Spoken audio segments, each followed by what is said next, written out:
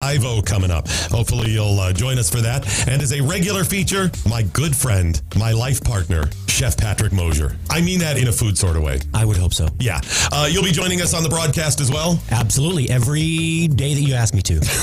Talking food and business and prostitutes, right? Because you're the food biz pro, and that's what the pro's for. It's all about cocaine and hookers. It's all about cocaine and hookers until somebody gets arrested. And then it's about the legal system. And well, you get the point. We'll be talking food and food trends and business. And of course, we'll be spotlighting business, as I always have on my broadcast. But Chef Patrick Mosier will join us, and he has his own platform starting soon on Spoonie Radio. Spoonie Radio, 24-hour food talk radio. Can you really talk about food for 24 hours a day? I could, but even I don't want to listen to myself talk about food for 24 hours. So we will have somebody will. Someone will be on the air 24 hours a day, talking food, fun, travel, culture, and more than anything, food.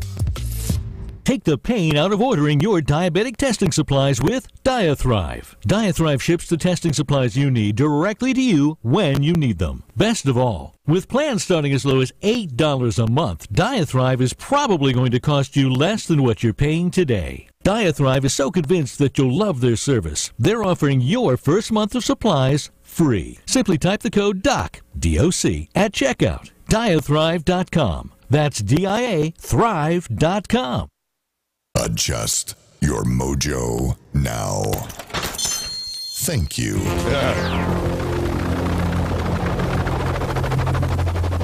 The mothership has landed. Doc Thompson. That's right, bitches. Brad Staggs. That guy. The mighty MoJo 50. I promised you gold, Jerry. Gold. And here it is. It's gold. It's triple platinum. Oh, good. Here it is. This January 7th, in the year of our Lord, 2019. She's been a congressperson for count them, 4 days. Less than 4 days at the time the interview was conducted with 60 Minutes. And already I bring you gold, Jerry. Gold. This is a good one. Here it is. Alexandria Ocasio-Cortez being interviewed by Anderson Cooper. Got a lot of clips to get here, but I think you're going to enjoy them. Here she is discussing President Trump. Here it is. One of the criticisms of you is that your math is fuzzy. The Washington Post recently awarded you 4 Pinocchios. Oh, my goodness. For misstating some statistics about Pentagon spending. If people want to really blow up one figure here or one word there, I would argue that they're missing the forest for the trees. You're missing the... Does the metaphor work there? I don't think so. She just sounded excited about getting Pinocchios. Okay. Missing... I don't think it applies, but I'll give her the benefit of the doubt. Here we go. One of the criticisms of you is that your math is fuzzy. The Washington Post recently awarded you 4 Pinocchios. Oh, my goodness. For misstating... I was hoping for 4 Dumbos, or maybe 3 Jiminy Crickets. I don't think she knows what that means. No, it doesn't sound like it. Oh, I mean, my she goodness. might. She may think they're stuffed toys. Oh, my goodness. My goodness. I got 4 awards already. Boom. 1 for each day I've been a congresswoman. 4 awards already. Oh, my goodness. Thank you.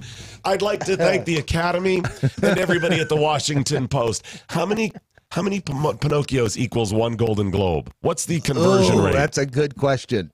I need a calculator. Well, somebody can help us with the conversion rate, I'm sure. Yeah. Oh, my goodness. This is so exciting. I didn't prepare a speech. 4 Pinocchios. Oh, my goodness. For misstating some statistics about Pentagon spending. If people want to really blow up one figure here or one word there, I would argue that they're missing the forest for the trees.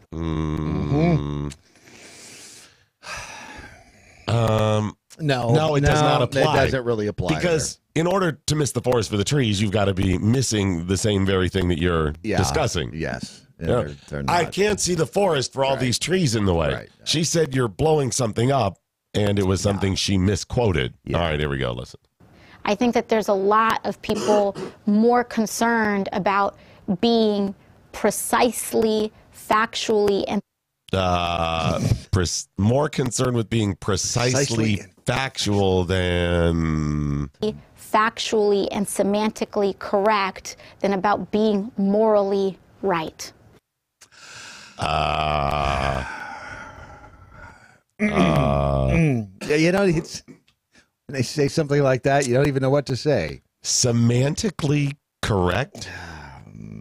I'm not sure that applies. Here we go. I think that there's a lot of people more concerned about being precisely, factually, and semantically correct than about being morally right. Semantically correct? Semantically correct. That's comparing apples and oranges. That's comparing apples and a bird in the hand. What?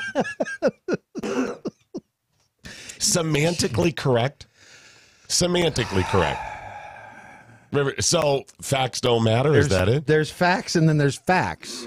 It's just facts. Okay. A fact is a fact. But let's give her the benefit of the doubt and go to the big picture that she's trying to make here, and that is that she is morally right. She's morally right in this thing. That's her argument. And she's basing that off the fact that that Trump is a liar, and I guess it's over the immigrant. Yeah, she gets to that in just a second. Okay. But yeah, but morally right. You're morally right. Seriously, you are the moral high ground now. By whose moral standards? Exactly. That's the problem. I think that there's a lot of people more concerned about being precisely, factually, and semantically correct. Right at that moment, she's going, I got this. Yep, here it is. Here it is. About being morally right. Nailed it. Nailed it. Yes. I can do this job. I can do this. Actually, correct is important. It's absolutely important. And whenever I make a mistake, I say, okay, this was clumsy. And then I restate what my point was. She's a good dancer. Let me help you out here. This was clumsy. You might want to restate today. It was clumsy? When she makes a mistake, it was clumsy. Yeah. It's not I got it wrong. No. I didn't know. But do you see how she takes the approach where, see, I admit when I'm wrong. I just put it out there. And the people are buying into that. No, she didn't say that. She didn't say that. She said, I admit that it was clumsy and I restate. Yeah. So if she gets a fact, a figure, something wrong, you're missing the forest for the trees. You've got to understand that she comes to it from a place of a moral high ground. She sounds like an old teacher of mine who used to say, don't confuse me with the facts. Yeah. He was kidding, however. Right. And then I restate what my point was. But it's not the same thing as the president lying about immigrants. It's not the same thing at all. Okay. How did he lie about immigrants? Even the border patrol agents that he had at the press conference came out and said, this is what we've done. We have apprehended rapists and thieves and right. So I guess the initial statement when he launched his candidacy about immigrants, right. You got murderers coming across the border. You got rapists coming across the border. And he said specifically Mexicans, if I'm not mistaken. But they have mischaracterized and lied about the quote. Yes. He didn't say all. In fact, he said some were really good people. Yes. He didn't say all were murderers, but the truth is there are some that come across the border that are murderers and rapists and so on and so forth. Yes. Is that what she's talking about? It must be. That's the only I can put my finger on. But she has the moral high ground there? She thinks she does. Okay. I'm not quite sure why she thinks she does, but she thinks she does. And even Anderson Cooper is like, but facts are kind of important. Well, and the problem is he agrees with a lot of what she's saying, but he knows she's crazy. He's in the same boat that who's the guy Cuomo, when Cuomo interviewed her, and it was trying so desperately to hand her, come on here, you got this, and giving her time. Oh, here we go. So close. A little more on Trump and the illegals from the 60-minute interview with Alexandria Ocasio-Cortez. Here we go. Oh, President Trump very much. No. Why? No. Because I think he's a symptom of a problem. What do you mean? The president certainly didn't invent racism. Oh, thank you. Whoa, thank you for that. He didn't invent it, no. I got to go back and change Write my that notes. down. You're going to want to update his Wikipedia page, too. Would you do that? He's certainly given a voice to it and expanded it and created a platform for those. He gave a voice to it because it never had a voice before. Right, no. Racism was completely underground. It was mute. Okay. Okay. It was mute. But he gave a platform for it. Okay. And expanded it. He expanded it. Okay. Just like you did the Platform jobs. for those things. Do you believe President Trump is a racist? Yeah. No question. How can you say that? When you look at the words that he uses, which are historic dog whistles of white supremacy. Hold on. She knows you can't hear a dog whistle, right? I don't think she does. Okay. Historic. Now, if she means it, and I've heard this nonsense before, it's a dog whistle. Okay? Meaning that the racist would be the dogs, right? And he's another dog that blows the whistle so only they can hear it. It's code. It's talking in code. Why would he have to talk in code? I don't know. This is the nonsense of the concept of the racist or right-wing hatred dog whistle. There's no reason for you to talk in code. And they said the same thing about his Russia comments, that he hoped that Russia would be able to unbury Hillary Clinton's emails. They said he was speaking in code right there in front of everybody, talking to Russia. Why would he have to do that at a press conference? Right. Why wouldn't he just pick up the phone? Hey, Russia. And even his constituents. Why would he have to talk in code? On one hand, you say he's just lied about immigrants. Right. Okay, so he's just putting it out there. But that's not talking in code. No. But the rest this is the nonsense. You don't have to speak in code in this case. No. You're offended every day at something he said, going, look at the outrageous things he said that are hateful about racist comments that show he's a white supremacist, whatever, because he talks in code. Why would he have to do that? So they're sitting around going, I don't know about that Trump if he's truly one of us racists out here. Let's watch him and find out. He just said something. He said something. I know it. I heard it with my dog ear. With my racist dog ear. Do they sell like a conversion kit for that in case you're not a racist? I think they do. That's why Limbaugh has the implant. Is that what it is? That's what it is, so he can hear the secret messages. Maybe we should build an app for that so we can expose them. The dog whistle app. Right. The racist dog whistle app. You get a course for it or something like that. Yeah, that is brilliant. Yeah, there's no need for them to do that. No. He said something sounds like a racist comment. Let me listen to more. Listen to more. He doesn't have to. That's nonsense. This is their claim. On one hand, you're telling me that he constantly says racist things. On the other hand, you're telling me it's all hidden in code. That's what you call bullcrap. Dog whistles of white supremacy. When you look at how he reacted to the Charlottesville incident where neo-Nazis murdered a woman versus how he manufactures crises. Okay, wait. Back to Charlottesville. Yes. Their criticism was he said something wrong. Do you remember? Yeah. He said there's good people on both sides. Yeah. Okay. There are good people on both sides. Yeah, even some of those people they are calling neo-Nazis or white supremacists because they say everybody on the right is that, or you support this nonsense. Right. There are some good people there that just have a varying opinion than you do. But in her mind, what he said was a dog whistle. Yeah. He was talking to the dogs. Okay. See, that doesn't make any sense. No, of course it does. And by the way, she has not called out any of the leftist extremists, the Antifa group out there. No. They're not racist. Okay, nice. They're not. He's murdered a woman versus how he manufactures crises like immigrants seeking legal refuge on our borders. It's night and day.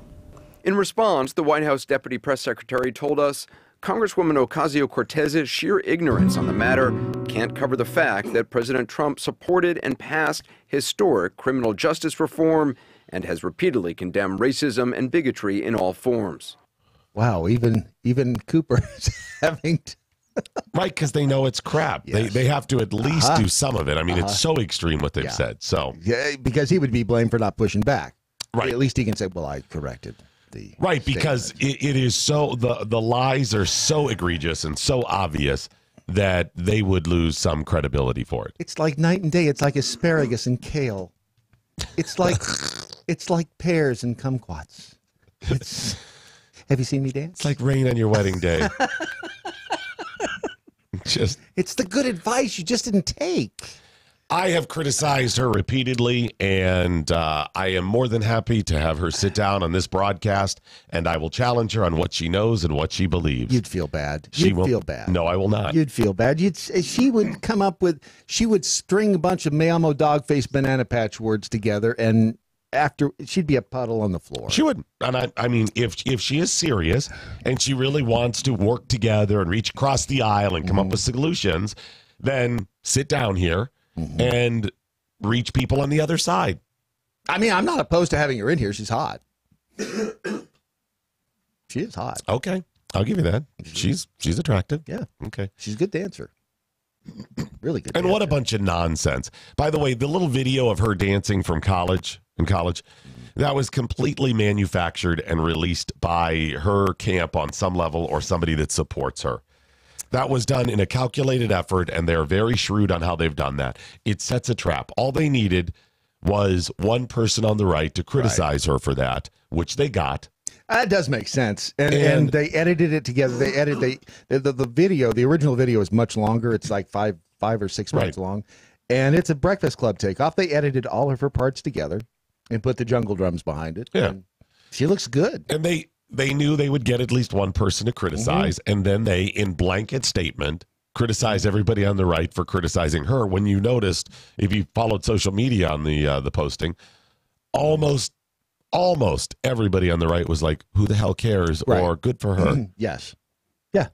If that, maybe she missed her calling as a dancer. Maybe she'll bring dancing to Congress. She's been dancing already. She danced during that interview. Yes, she did. She was also asked about her new agenda, her green agenda. She wants a Green New Deal. I haven't seen the details of it. The Green New Deal? But I can only imagine. Well, first of all, the New Deal was a fail. And this is how you know she does not know history. Yes, it is popular or common with people to herald FDR. Look at what a great job he did, the New Deal. Well, if you go back and look at the statistics and see what he accomplished, if it were not for World War II, we would still be suffering the lasting effects of the market collapse in 1929 and the way they reacted to it. And I offer up a couple of bits of proof. During the Calvin Coolidge administration, roughly 10 years earlier, there was another significant depression. I mean, a collapse. 18 months later, we were out of it. Everything was fine. And they did the exact opposite thing that the New Deal and FDR did, the exact opposite thing that George W. Bush and Barack Obama did. And yes, George W. Bush owns some of this as well with TARP and the bailouts that started during his administration. Too big to fail. We suffered that for a decade because they did the same thing. What did they do? They started all of these ridiculous programs instead of cutting taxes and spending. They did just the opposite. And then FDR, if you look at, by the start of his second administration, by the way, within a couple of months of him becoming president, FDR launched I think it was 60 different things, 60 different public works programs. It was unprecedented in the amount he got done. And it was all creating jobs that didn't need to be done. Right. And paying people. Government's good at that. Right. And we still have that today now. We call them the TSA. But seriously, he did all of these things. And by the start of his second term, you look at the gains that he had with unemployment dropping. It started ticking back up. And by the start of his second term, was already back over 25% unemployment. And by the time we got into World War II, still negligible any gain in the unemployment. It was a Band-Aid. Right. And even the gains that he did get was unsustainable because we're going to tax people to pay people to make, and then we'll just tax them income tax to make it's silly. It's ridiculous. It's like plugging a light into itself and expecting, or an extension cord into it and expecting it to work. You know what I mean? You've seen those? Yeah. Oh, yeah. The meme of Alexandria Ocasio-Cortez was out there. Right. That's what it is. So she wants a Green New Deal. Now, there's two fails with that. The first was the New Deal, as I mentioned. The other part is the green part. Right. Well, anything with green in it. If she knew anything about history, she would look at the claims over the last several hundred years. As far back as the Grover Cleveland administration, you can find publications, newspapers reporting on something very serious that's coming within the next 10 or 20 years, a second ice age. It's coming. Brett, It's coming. It goes back to the 1800s that they claimed this. But it's become a religion with them because it feels good. It feels good, and there's no proof. Yeah. And these people, the statists like Alexandria Ocasio-Cortez, believe that they are the highest power. This is where your faith comes into this. They believe they can control nature and the planet. They can do all of this. Government is God. Right. Leftists are, man is God, and in particular, government is God. So Anderson Cooper asked her about her Green New Deal. Emissions, no use of fossil fuels within 12 years. That is the goal. It's ambitious. And did you catch what that is? No use of fossil fuels within 10 years. I heard her say 10 years. Yeah. That is the goal. Here, just to make sure again. Emissions, no use of fossil fuels within 12 years. That is the goal. It's ambitious. And how is that possible? You're talking about everybody having to drive an electric car? It's going to require... No objection there? No. Anderson Cooper, trying to hold her accountable, says what, everyone will drive an electric car then? Yeah. Where does she think the electricity comes from? Right. And Anderson Cooper, you moron. Yeah. He didn't. Almost all electricity in America. I mean, there is, of course, some solar and other natural gas or whatever, but most of it still, not almost all, but most of it still comes from coal. Even the natural gas is technically a fossil fuel. Yes. Right? It's still a fossil fuel. So most of it comes from coal. Right. So it's an electric car. Yeah, what are you plugging it into? Itself. A solar windmill? You just plug it into itself. Right. It's so also Anderson foolish. Cooper's like, are you talking electric ambitious. cars? And how is that possible? You're talking about everybody having to drive an electric car?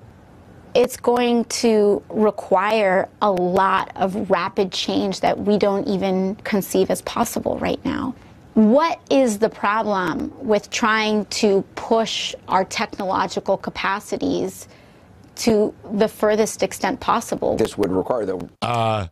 She's right. Yeah, I know. I agree with her there. Teleportation. Why aren't we pushing it? Why aren't we doing that, Brad?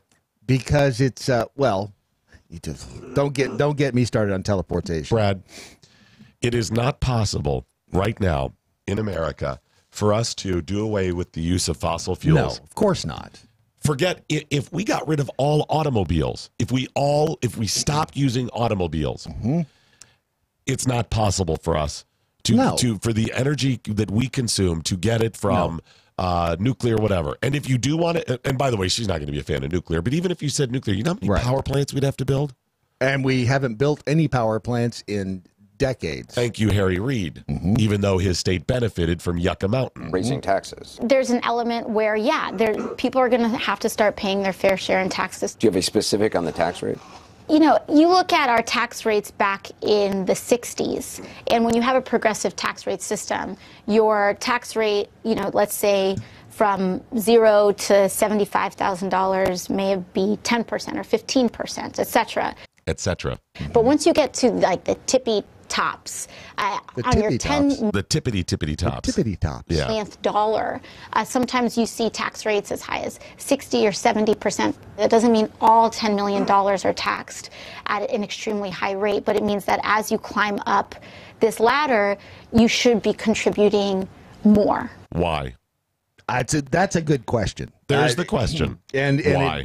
It does not. And why? It doesn't because you have more money. No one needs all Why? that money. There is no why. Why? That's Because all I you have to said keep so. saying. Why? Yeah, because I said so. There it is. Because you believe It's complete redistribution. You want to make sure, try to mandate that everybody has the same. But if that's the case, there is a major, major flaw in that thinking. I'll explain in just a second. We get a little bit more. Alexandria Ocasio-Cortez. What you are talking about, just big picture, is a radical agenda compared to the way politics is done right now. Well, I think that it only has ever been radicals that have changed this country. Abraham Lincoln made the radical decision to sign the Emancipation Proclamation. Franklin Delano Roosevelt made the radical decision to embark on establishing programs like Social Security. That is radical. Do you call yourself a radical? Yeah, you know, if that's what radical means, call me a radical.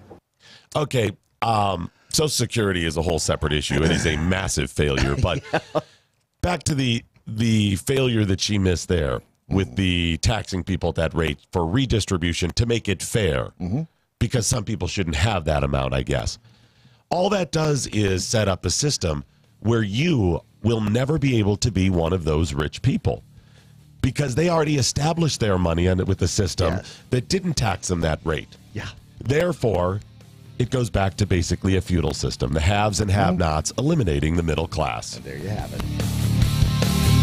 Adjust your mojo now. Thank you.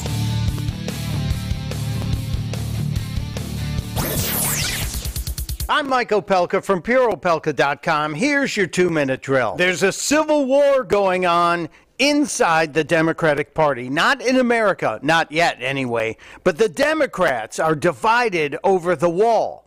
And it has to do with the old guard versus the new guard.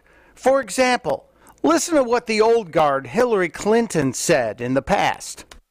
I voted numerous times when I was a senator to spend money to build a barrier to try to prevent illegal immigrants from coming in.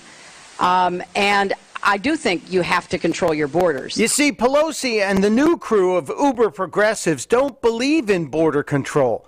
Perhaps that's why they also don't like this old statement from Bill Clinton when he was president. It is wrong and ultimately self-defeating for a nation of immigrants to permit the kind of abuse of our immigration laws we have seen in recent years, and we must do more to stop it. Border protection and cracking down, yeah, that sounds like GOP values. Oh, and let's not forget Barack Obama. He wanted immigrants to do things like learn English. What a racist. Real reform means establishing a responsible pathway to earned citizenship.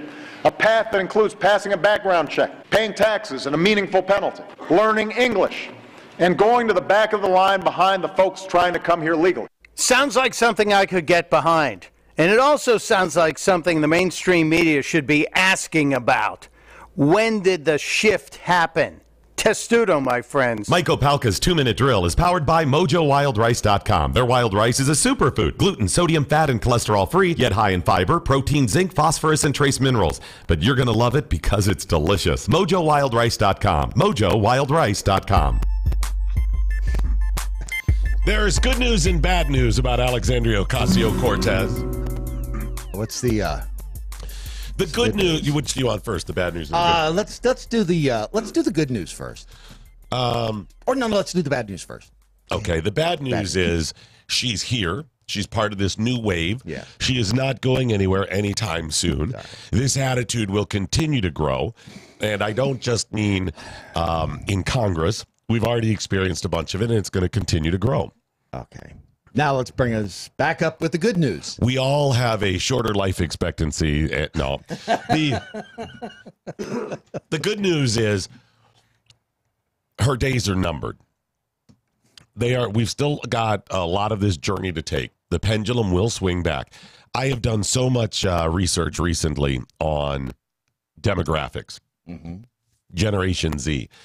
Brandon Morris and I discussed it last week on his show. Brandon Morris. Morse code goes to 2 hours today, beginning at 1 p.m. Eastern time. And he is killing it. He is killing it.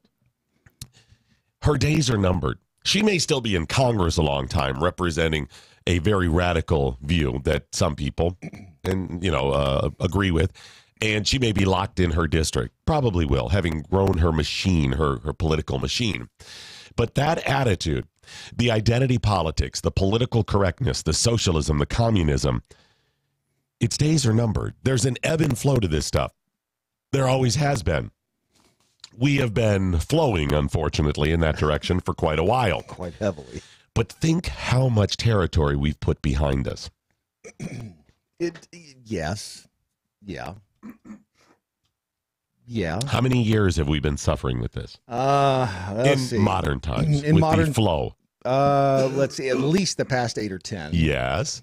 And probably a little bit farther back than that. Yes. Go all the way back to Clinton. Keep going. And 41. Keep going. And before it that, really is. back to Reagan was the stopgap here. Yeah. Reagan was the first significant ebb with communism and socialism and promoting a free market principle. Remember, that's what really drove Reagan, the economics in this thing. Mm-hmm. If you listen to his inauguration speech where he says, and it's brilliant, it's time to unleash this economic giant, to get government out of the way, get people back in charge. And on these principles, there will be no compromise. He was crazy. Guy just rolled up in there and laid his thing down. Yeah. Right?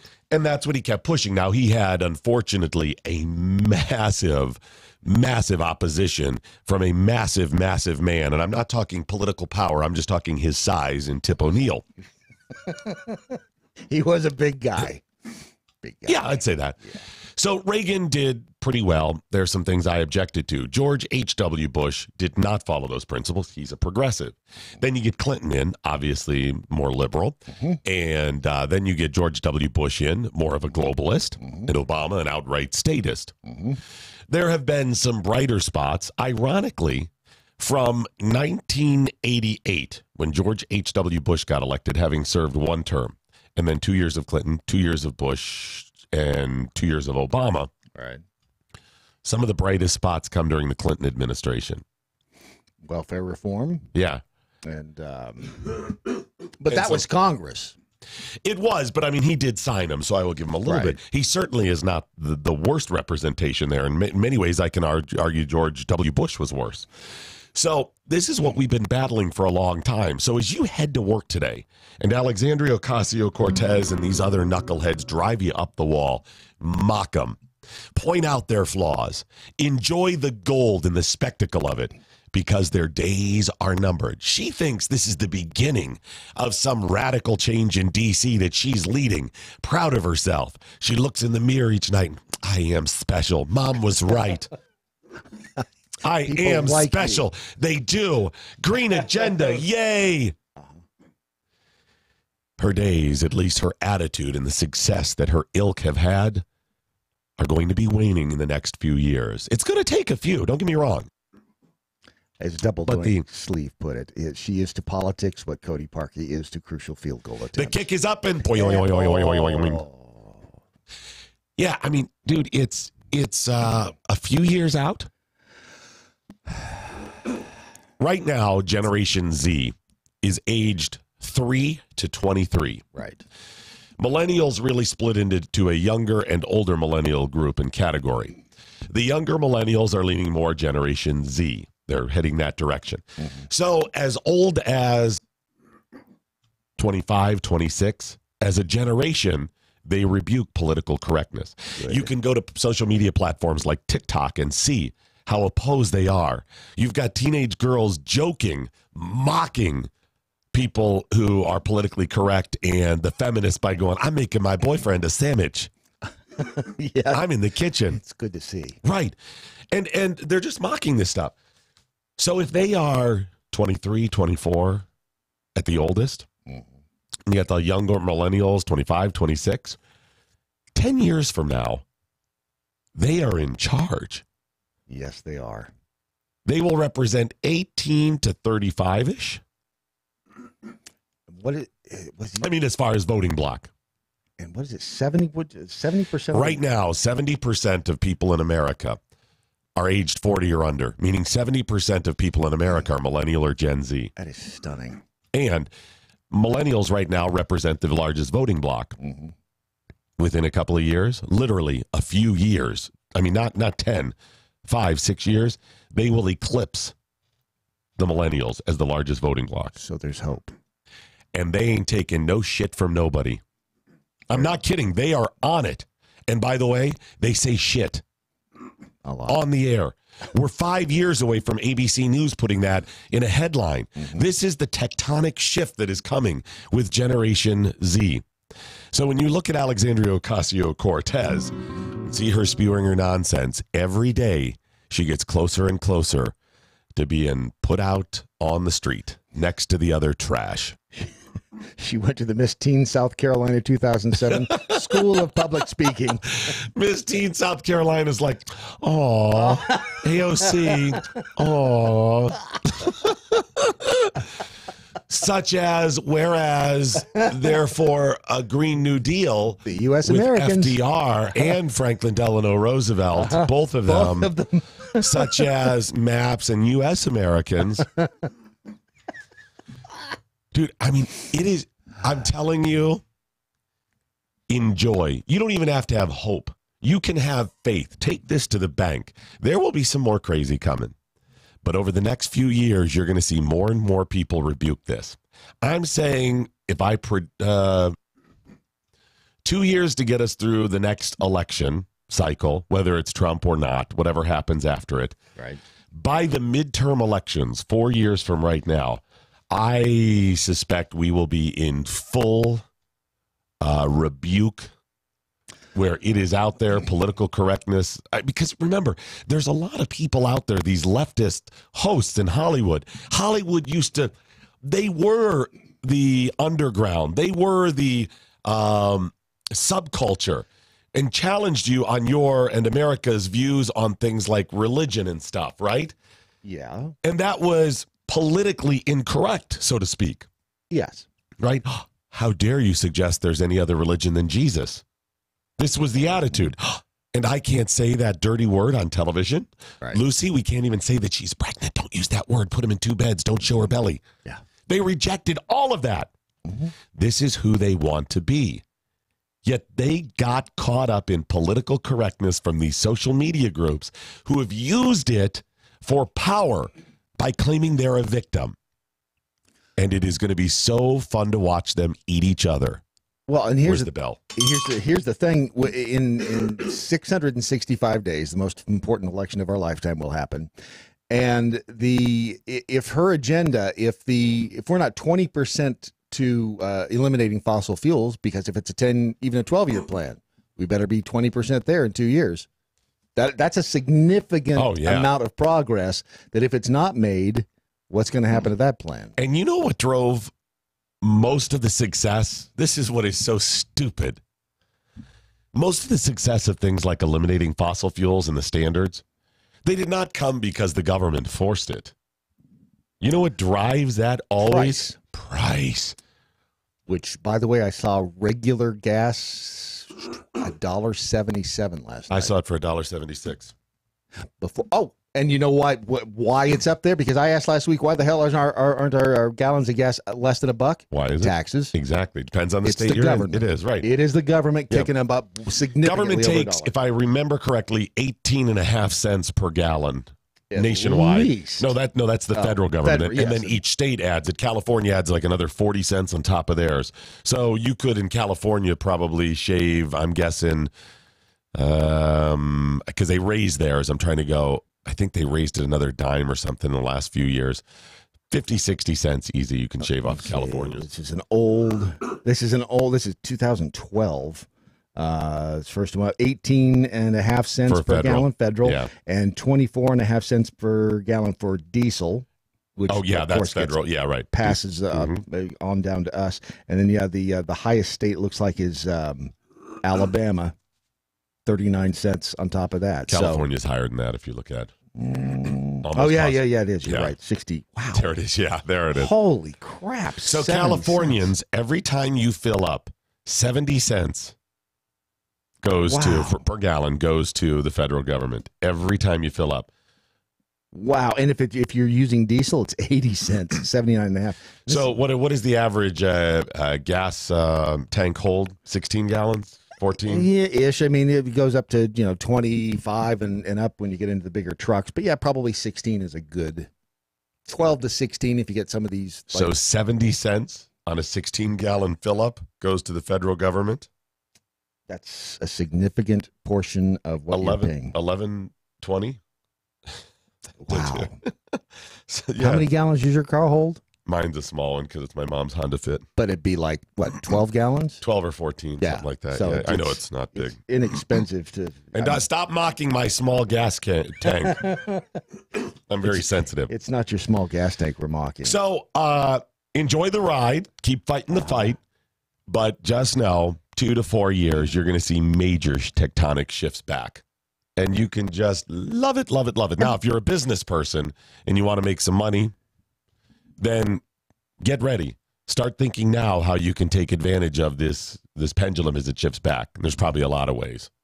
All right, some communiques, but first, before we get to those, I want to remind you that there is another way that you can, over the next few years, really change your life. And this is a good time of the year to really focus about that. And that is via all of the great things at The Rich Solution. Because The Rich Solution isn't a one idea. It's actually several ideas put together. It's an entire system. That's probably the best way to say it. Yes, including their adapters. Are you allowed to do that in public? What are you doing? You know what? I'm a rebel, so it doesn't matter. Is that heroin? What is that?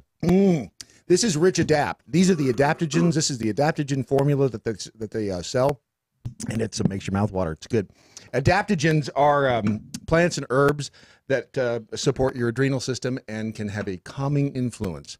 Not that we need a calming influence on our life. This is what killed Prince. It could be, but either way, it's the end is near. They help balance your hormones. They can manage your stress response on a day-to-day basis. They adapt to what your body needs. They have the ability to regulate your system up or down depending on the need in the moment. And they can help you. They can help you make $1 million. Only one of those claims is not true. Actually, it is true. If you think about it, if you feel better, if your stress levels it's not lower, going to hurt your ability. It's certainly not. It's going to give you the that calm, that well-being, that sense of yeah. It's that sigh of relief that you get, and it's just one of the offerings at the Rich Solution. They have the whole kits you can get with all of the supplements. I mean, or you could go out and you could eat right, 3 meals a day. And you know the funny thing is, and there's a lot of claims to back this up that even eating right, it's not possible to get the nutrients your body needs. And honestly, who does eat right anymore? Right. I mean, who has time for it? I mean, we tried the best we can, but the fact of the matter is you probably need a supplement in your life, and the best place to at least start looking and find out what they all do is the Rich Solution. Plus, you can find out Gwen Rich's story. By the way, did you see the text flying back and forth last night? They're in Chicago. So, of course, I think they're on vacation right now, but her husband Adam. Yeah, the Chicago Philly game was not a good thing for them. Could have ruined the entire vacation, he said. So make them feel a little bit better and go to their website. TheRichSolution.com. Check out those supplements and order them today to change your life. TheRichSolution.com. There was a news story from Channel 16 in Wilkes-Barre, Scranton. Wilkes-Barre, Pennsylvania. The great Wilkes-Barre, Scranton Channel 16 News, yes. Covering a significant loss in the area. Oh, no. It's a tragic event. There's a business that's closing down there, at least a local oh no what's satellite office there. What's happening? They're losing their Dunkin' Donuts. No way. What did they move the police station? I don't know what's going on or why they're losing it. I'm assuming it's just market forces, but no way. Channel 16 out on the street, their finger on the pulse of society, and they interviewed a handful of people on the street that explained how upsetting it is to lose their Dunkin' Donuts. Many people who live in Shamokin are upset that Dunkin' Donuts is closed. Yeah, it's the Dunkin' Donuts in Shamokin, by the way. It's Wilkes-Barre, Scranton area, so but it's specifically Shamokin hot donuts there. Not anymore. Oh. Not anymore. Many people who live in Shamokin are upset that Dunkin' Donuts is closed. Now I have to rely on myself to go to maybe a Turkey Hill or something where I don't like their donuts. I rather the donuts at Dunkin' Donuts. And I'm kind of dealing with it, but I really miss Dunkin' Donuts. She's kind of dealing with it. It's quite a loss there, Brad. Well, if you have to go all the way to Turkey Hill. Yeah. And she doesn't like their donuts. She has to take it upon herself to go and do that. She can't just rely on the donuts coming to her neighborhood. I mean, you've heard that. the stories about the Turkey Hill Donuts. I'm kind of dealing with it. The loss is huge. When my mom died, not that big a deal. I'm kind of dealing with this loss. It's a huge loss. Upset that Dunkin' Donuts is closed. Now I have to rely on myself to go to maybe a Turkey Hill or something where I don't like their donuts. I rather the donuts at Dunkin' Donuts. And I'm kind of dealing with it, but I really miss Dunkin' Donuts. Just kind of dealing with it. It makes you feel bad for them. I mean, when you can't get the donuts that you need. I imagine some sort of black armband. Yeah. Something like that to show you're in mourning. There could be. She's not alone, though. Oh, no, Channel 16 on it. They got some other people's comments as well. I go there every day. I get a chicken bacon croissant, or I get some coffee, Powerade if I'm dehydrated. I sit there all the time. If I have any legal work that I need to do, I go there. I meet with my attorneys there. I'm gonna miss it. Wait, what? If I have any sort of legal work I got to do, I go to Dunkin' Donuts because nothing says a good legal environment like Dunkin' Donuts. Right. Now, the first part of this, he sounds like the CEO. Not so much his delivery, but just listing They have a great chicken bacon croissant. It's only $1.99. You can get specials. Just go to the website. You can get coupons on there. Mary's great. They have great customer service. The place is clean. It's the best place on the planet. They also have great coffee, and they have donut. I mean, he's just going to town. I mean, he's doing a commercial for him, right? There we go. I go there every day. I get a chicken bacon croissant, or I get some coffee, Powerade if I'm dehydrated. I sit there. Powerade if I'm dehydrated, If I have any legal work that I need to do, I go there. I meet with my attorneys there. Wow. I've never even.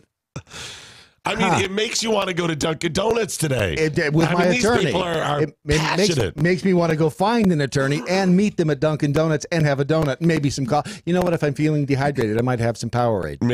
Maybe a chicken. Right as this aired, his attorney, I'm sure, texted him and goes, "Leave me out of this. Leave me out of this."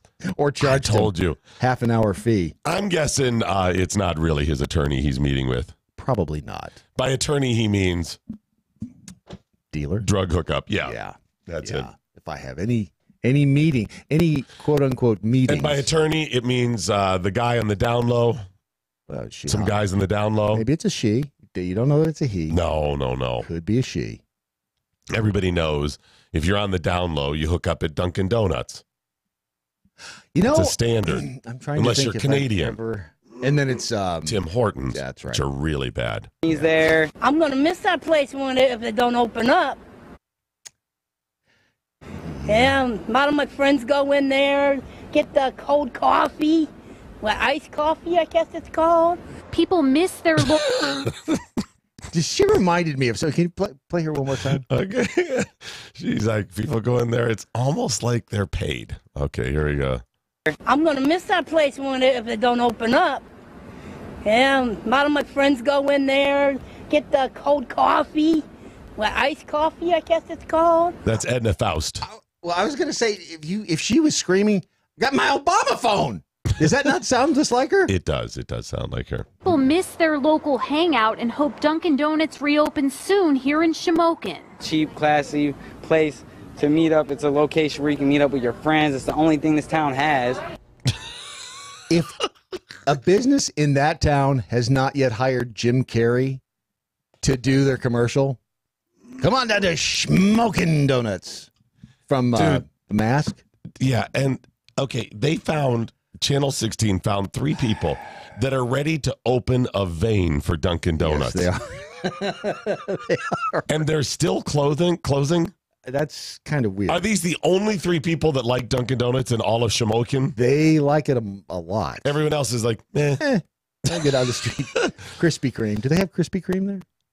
I don't know. Probably not. Maybe not. Because if they have Krispy Kreme, then they're not going to miss Dunkin'. Right. It's a far superior donut. Yeah. Right now, there's about. How dare you? Sacrilege. They need to come down here. There's a donut shop on every corner. So, what's the point of Channel 16 here? Because it sounds, it's a really one-sided. It's a slow news day. They didn't get anybody out there who was like, no. Did Dunkin' pay them? I guess they figured, why dog it? But they didn't really tell the story, did they? Profits were down. Dunkin' had to close. The store was 40% lower than every other franchise. Whatever it was just they're right. closing. They're closing. They're going to put a classy place to meet up. It's a location where you can meet up with your friends. It's the only. You pick up chicks. It's a classy place. It's a classy place. You Got go the there. chandeliers, and they eat got 4 or the 5 tablecloths. donuts. You'll be 10 pounds lighter, 4 inches taller. You'll have a bigger penis. You'll be a better dancer. You'll get laid a lot. You'll be able to deduct 40% off your taxes. People will like you more. You'll be exposed to government secrets. They'll tell you about Area 51. All of these things. Cheap, classy place. Did you say cheap, classy place? Cheap? It's a cheap, classy It's place. cheap. Let's give him the benefit of the doubt and assume he means inexpensive. Right. It's just. It's an inexpensive, classy place. All right, baby. It's the You ready? misery. I'm picking you up. You ready? We're going to. I'm going to take you out. I'm going to take you out to a place. It's classy. You want to go to a classy place? I'd love to. I want you to wear your best. We're going to go to a classy place. It's wear my little don't be pants. thrown off that it's inexpensive because it's classy. It's a place you can hang out and you get a Powerade. You can get a croissant with bacon and cheese. You can do that. It's in Shamokin. It is. It's Dunkin' Donuts, baby. We're going to head to where? Dunkin' Donuts. You know what? I got to reorganize my sock drawer tonight. Dunkin' Donuts. I don't think you heard me. I got to Have you had the blueberry glaze? Have you had the blueberry glaze? Once in college, I was drunk. No, I mean the donut. Oh, this the time. donut. Yeah, so Oh no, I haven't had that. really good. You know, do you have the old fashioned? Twice. in Again, the college. donut. The donut. I'm Oh, talking baby, no, the I donut. haven't had You got that. No, I haven't had that one either. You haven't had it in Dunkin'. You know what I like is a good cruller. Are you talking about college still? Yes. Okay. We can do that in the parking lot. It's a classy place, so you can't do that inside. They make you go out back. I've spent some time in Shamokin, and I feel for him. Duncan is one of the only things they have, says Artificially Awake. I mean, and I understand that, but their passion. I mean, these people are in mourning. Yeah, they are. You know, to some people, donuts is a religion. That's fine, but I mean, they're like, you don't understand. I'm dealing with it. It's not easy. I may have to move. My life is now empty from, well, hold on. I got to see the whole, from 6A to 8A Bronuts. Tweeted, I have, don't try to understand WNEP 16, their news stories. I've been trying my whole life and been unsuccessful. Well, they have a reputation out there. Smaller market. That's what you're looking at here. Well, you know, they try harder. I mean, it's actually a pretty interesting report because I wasn't playing any of their other reports this morning. So good for them, right? Yes. Yeah. See, very good. So they're doing something right. Okay. Yeah. I'm laughing that people are so passionate about this. You know what they need to do? Listen, people of Shamokin. If you're did I get it right? Is it Shamokin? It is. Is that what she said? Is Shamokin. You sure? Did I say it? I'll make sure here. You know what? I think it works. Okay, I want to make sure and get it right here because I don't want to shortchange the people of Many people who live in Shamokin are upset that Shamokin. The people of Shamokin. If you're upset about losing your Dunkin' Donuts, what you need to do is move to Boston. Oh, Boston Donuts. No. Boston Dunkin' Donuts. Dunkin' Donuts in Boston is like Starbucks and McDonald's rolled into one as far as the locations go. Oh, are they everywhere? They are everywhere. They're across the street from one another. It is the strangest damn thing. Huh. Yeah. So just go ahead and check that out. Apparently, Shamokin's not doing well all around. Of course they not. They got stores closing everywhere. This is a phenomenon. I've not been to Shamokin, but I know the area of the country we're talking about too. They do have an old-fashioned. Dunkin' does. I know they do. Wow. It's great, yeah. This part of the country is not doing real well. Small town America is not doing real well either. And a lot of this has to do with the things we had talked about earlier, about that big government and the wrong approach to things. The free market will fix these problems. People can fix these problems. The problem happens when they step in and try to stop these forces. And let me give you an example about small towns. And this is so simple to understand, and yet very few cities understand this, and very few people are willing to admit it, even people on the right. If you started a town and it grew like crazy, right? And you go, okay, we now have more of a need for public transportation or to grow to provide additional services or whatever it is. And you say, okay, we're getting in so much more in taxes. You don't even have to raise the tax rate. it's just that many more people paying into it, you have more money to do things. Right. Yes. So income. Right. As the population grows, so can city services. Sure. Without people necessarily paying more in taxes. Right. You have a bigger pool. And this is what's happened in those cities, some of them for hundreds of years. Mm-hmm. But then as hard times fall, yeah, and maybe you lose some infrastructure or jobs like factories close, nobody wants those city services to shrink.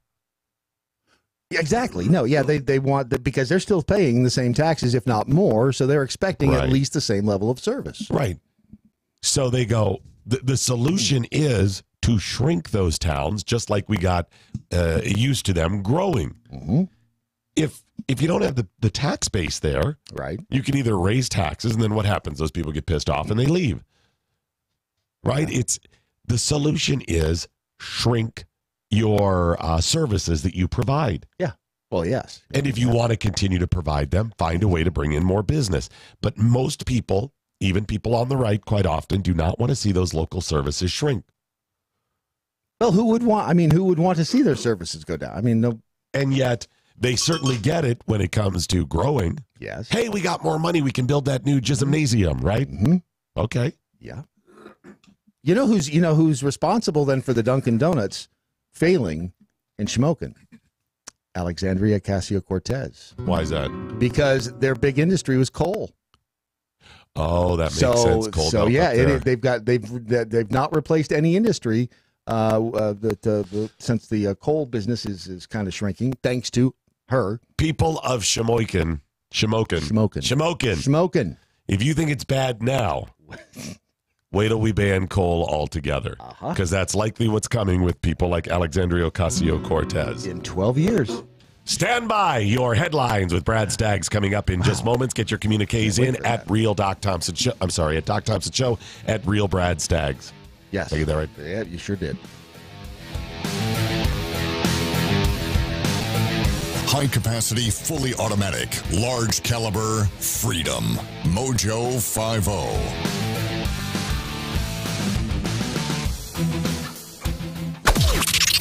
This is the seditious, rabble-rousing, liberty-loving, home of fun, entertaining, and compelling talk. MoJo 50. News this hour from townhall.com. I'm Rich Thomason. President Trump says a lot of Americans stand with him in his drive to build a wall on the southern border. The people that voted for Donald Trump, which are a lot of people, one of the great elections ever, those people are for it so much. And let me tell you, people that didn't vote for Donald Trump are for it also. And with the partial government shutdown now into a third week, there are no signs of an agreement on border security. President Trump is standing by his demands for border wall funding while Democrats oppose the wall as immoral and ineffective. The president says Vice President Pence led a productive meeting Sunday with congressional officials, but they failed to break the impasse. Mr. Trump also says he's now planning a steel barrier rather than a concrete wall. The White House says if the shutdown continues into Tuesday, then furloughed federal workers will not get their Friday paychecks. Greg Clugston, Washington. 2 days of U.S.-China trade talks have gotten underway, both sides saying they're hopeful a deal can be reached to end the standoff. Jacob Parker with the U.S.-China Business Council says that Beijing has taken some positive steps. We're seeing an acceleration of many of the policies that China is committed to implementing to fall within this 90-day negotiating period, indicating that at least China is making signals to show that there is opportunity for progress here. Community activists applauding Houston area police for successfully pursuing a tip led to an arrest of an African-American man in the fatal drive-by shooting of a 7-year-old black girl. A turn of events suggesting the attack was not a hate crime, as speculated by some in the community. Wall Street this morning, Dow futures currently up 24 points. S&P futures are down a fraction. NASDAQ futures off 9 points. More on these stories at townhall.com.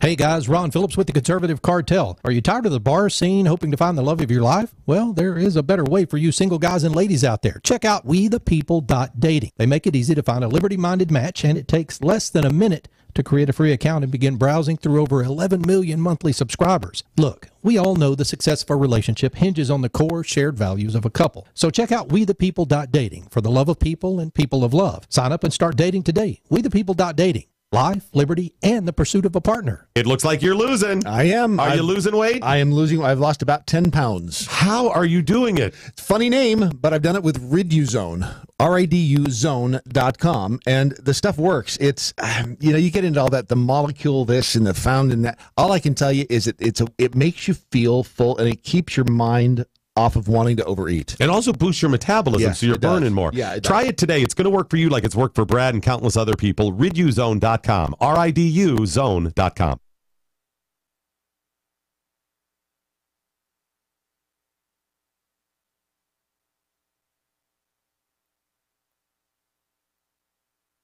Today on By the Numbers, we explore the recent claim by President Trump that his tariffs are a massive success.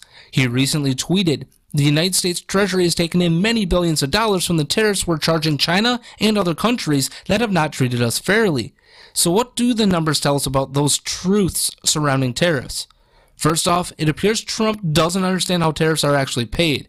It would be those importing Chinese goods, read American companies, that actually pay the tariff. And who do you think they're passing most, if not all of that buck off to?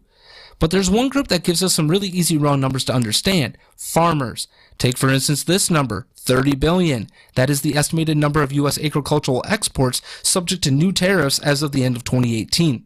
The most hurt by all of it, according to the Washington Examiner, soybean farmers. With China and Trump engaged in a giant game of chicken over tariffs, the mothership has landed. Hey there, it's Doc Thompson and Brad Staggs on this your Daily Mojo. In our new time slot, we've adjusted just a little bit. Cheap but classy, just like Dunkin' Donuts. That's us. Cheap but classy. No, that is absolutely wrong. I just stole the sentence. Cheap is in inexpensive? No, that's not accurate. Cheap is in trashy? Yes. I'll go with that. Classy? No. Dance with the one what brung you. All right, I'll give you that. Whatever it takes. So we'll be here 8 to 11 a.m. Eastern Time for the foreseeable future. Eastern Time. I mean, this is our plan. When I say foreseeable future, we don't have any plans to change. I just mean the whole thing could fall apart in a couple days. Sometimes when life throws curveballs at you, duck. And the rest of our new lineup today, as we launch a couple new broadcasts. The Cartel's coming up at 11 o'clock from 11 to 1. And then it's Brandon Morse from 1 to 3 Eastern Time. From 3 to 5, we've got the big question mark show. Are we announcing that later today? Yeah. All right, we'll do that next hour. I love. What was that? What was that code for? I don't know what. Oh, that show. Yeah. Yeah, he can announce it third hour. Okay. Wow. But did you guys sound alike today? Did you guys my kiss? God. Were you making out over the weekend? Sick, miserable. Wow, you really should stop using we tongue. From 5 to 7, it's Unleashed with Jeremy Hansen, and then this is going to be tonight, 7 o'clock Eastern. Jackal's already beating his ass. Where is that? The one tweeted that, was it Sleeve tweeted, so you're not even on the internet. You already suck. I'll listen to your show for a half hour, heavily medicated. Do not mess with these people. Dominic's having fun with it, though, yes, and he's been teasing them or whatever. And he had something on Friday about questioning, what is the jackhole, the whole thing or whatever. And I put something from memory here that in a word, if I had to say who are the jackholes in a word, accountability. Yes. That's. I mean, you could also say a-hole, smart ass. You could say all those things, sure. Right, yes. But accountability. And I put in there, they're going to hold you accountable. Yes, they are. You F something up, you whatever. And I mean, that is a good thing, right? They keep us honest. They keep us as transparent as possible, right? By calling it out. I've said their BS meters are finely tuned. It is absolutely true. And if you forsake them, if you scam them, if you lie to them, they take great pride in shoving a sharpened stick of honesty in your eye. They will eat your intestines. They will. And your eyeballs. And I finished that with, have fun Monday night. Well, yes, that'll be exciting. Communiques coming in. A lot of people are watching on, was that Facebook we just noticed or Twitter? We were watching the one you just showed me. It was Facebook. That was Facebook. Facebook, yeah. Of course, we broadcast on Facebook and Twitter and YouTube regularly. Yep. But the live stream is available, the audio portion of it at iHeartRadio now. And then all the different places you can find the podcast and streaming are at MoJo50.com. So if you're new to the broadcast, there you go. Want to give a little shout out to some of the people that are watching, like Tim. Yep, Tim's watching and Franklin's watching. And yeah. My goodness. Kelly Platt's watching. Yeah. Jason. Yeah. Denny. And by Tim, I mean whoever's using his account. Yeah. Well, him too. I mean, it may be Tim. It might be. Reporting back, but it could be somebody using his account. You know, I used to really like Tim. Yeah. I used to really like him, and then I found out what a weasel he is, but okay. We've scoured news platforms and agencies around the globe for today's most profound news headlines. Presenting them now, here's Brad Staggs. This portion of your headlines is brought to you by ReliefFactor.com. If you are suffering from pain, Relief Factor can help. Mostly. So you're saying it works? I'm saying it does work. It does work. I've doubled up my doses. I'll tell you why later. The TSA screeners are calling in sick or not, depending this is on a who you weird listen story. to. Explain Well, this. according to CNN and the New York Times, TSA screeners currently working at airports across the country, doing so without collecting a paycheck because of the shutdown. So a vast number of them, again, according to the Times and CNN, they are calling in sick. Unusually high rates at some of the larger airports like DFW here, Kennedy in New York. They say 150 TSA employees called in sick Friday morning at Kennedy. But the Department of Homeland Security is saying that that's fake news, that yes, some are calling in sick, but it's not nearly as bad as CNN and the Times say. So CNN and the Times are saying this is happening because of the shutdown. Because they're not getting paid. And they don't want it because they're not getting paid. Right. They're pissed off that they're not getting their paycheck. I guess they'll get their paycheck after the government reopens, but in the meantime, they're either doing this as a form of protest or to go to a different job so they can make some cash. Wow, this is so difficult. Who do you believe? That's the problem. I don't know. Do you believe the New York Times and CNN, which lie to you? Right. Or do you believe government, which lies to you? Could it be both? I think it's a little of both. I think that I can see a lot of folks calling in sick.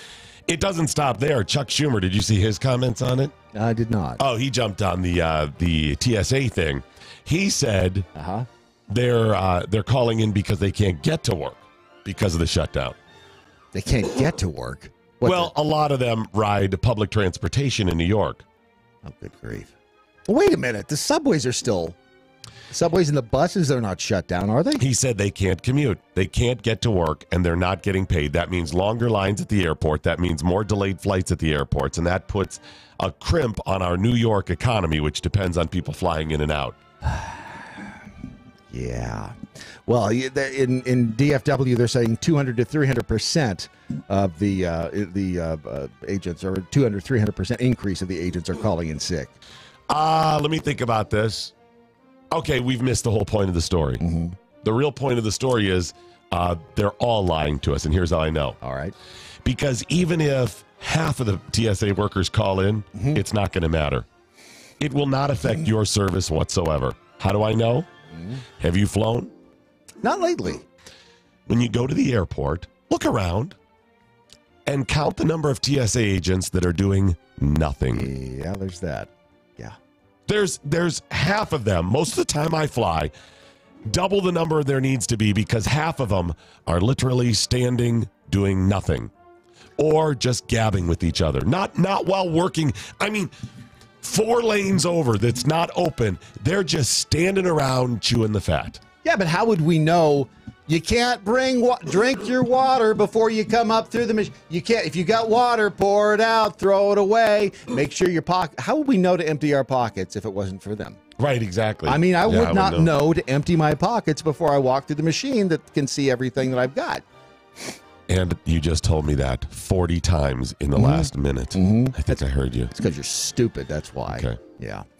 Moving on, they have herpes that can be fatal to humans. They are awfully randy. And are they're you talking the new members of Congress, Alexandria Ocasio-Cortez and others? Actually, it would sound like it, but no, their population could double by 2022, and they're in Florida.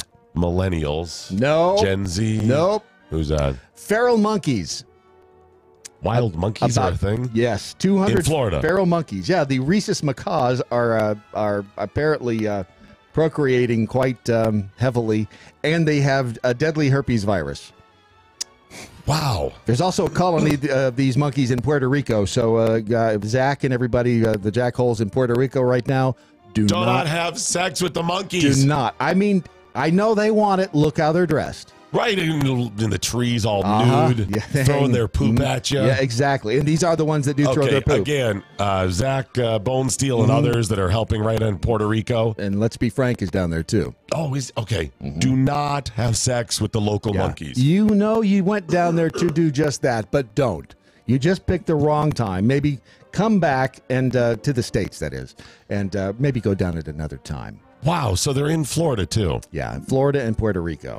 I'll tell you what, nature is really reclaiming Florida, isn't it? It really is. It's like leaving a house unattended. You got the non-indigenous snake species, as this is, that are taking over the Everglades, right? Yep. The alligators are not going quietly into that good night. Nope. Now you've got monkeys with STDs. Yes. Let me ask you this. How did the monkeys get the STDs? Everybody knows monkeys are sluts.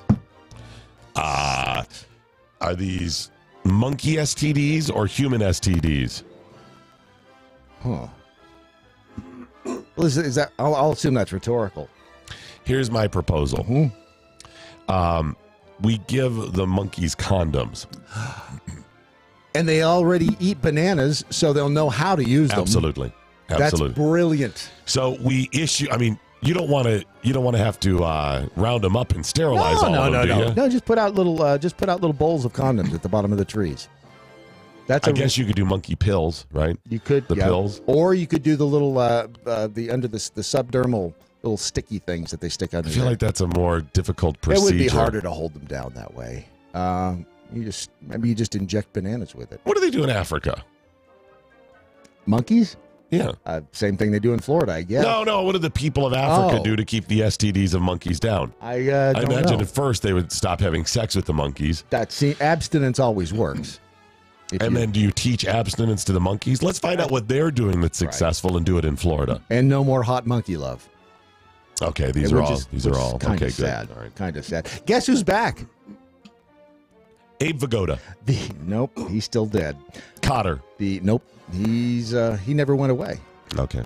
The former president of the NAACP chapter in Washington State, Rachel Dolezal is back. Her name is Nkechi Diallo. Wait, what? She's Nkechi Diallo. She changed her name? Mm-hmm. Was it always that during her I don't know. migration transition to blackness? I think she may have changed it later. Wait, what is it again? Nkechi Diallo. I think I'm saying that right. Wow, I would have gone with Blackie McBlackerson. That would have made more sense. I'm sorry, Blackie McBlackface. She now faces a March trial on welfare fraud charges following several legal maneuvers that have, she pissed off the judge with what she did in Spokane County. She has taken far too long to get ready for this trial. She reported she had a strained relationship with her parents after they exposed she was white. She went on welfare. Have you seen the pictures of her as a kid? Oh, my God. She is a blue-eyed, blonde-haired man. You don't get any whiter than this chick was when she was young. She went on welfare by claiming she was living on a few $100 a month that her friends were giving her as gifts. From August 2015 through 2017, she collected about $9,000 in state financial assistance, but an investigator found out she deposited more than $80,000 during that same time period. She was making money from her autobiography, which she wrote. It's called In Full Color. Get it? Get it? Get it? Along with speaking engagements. Excuse me. It's a book of color. It is. Yes. It's a BOC. Yes, it is. She makes soap and she makes dolls. And she makes art.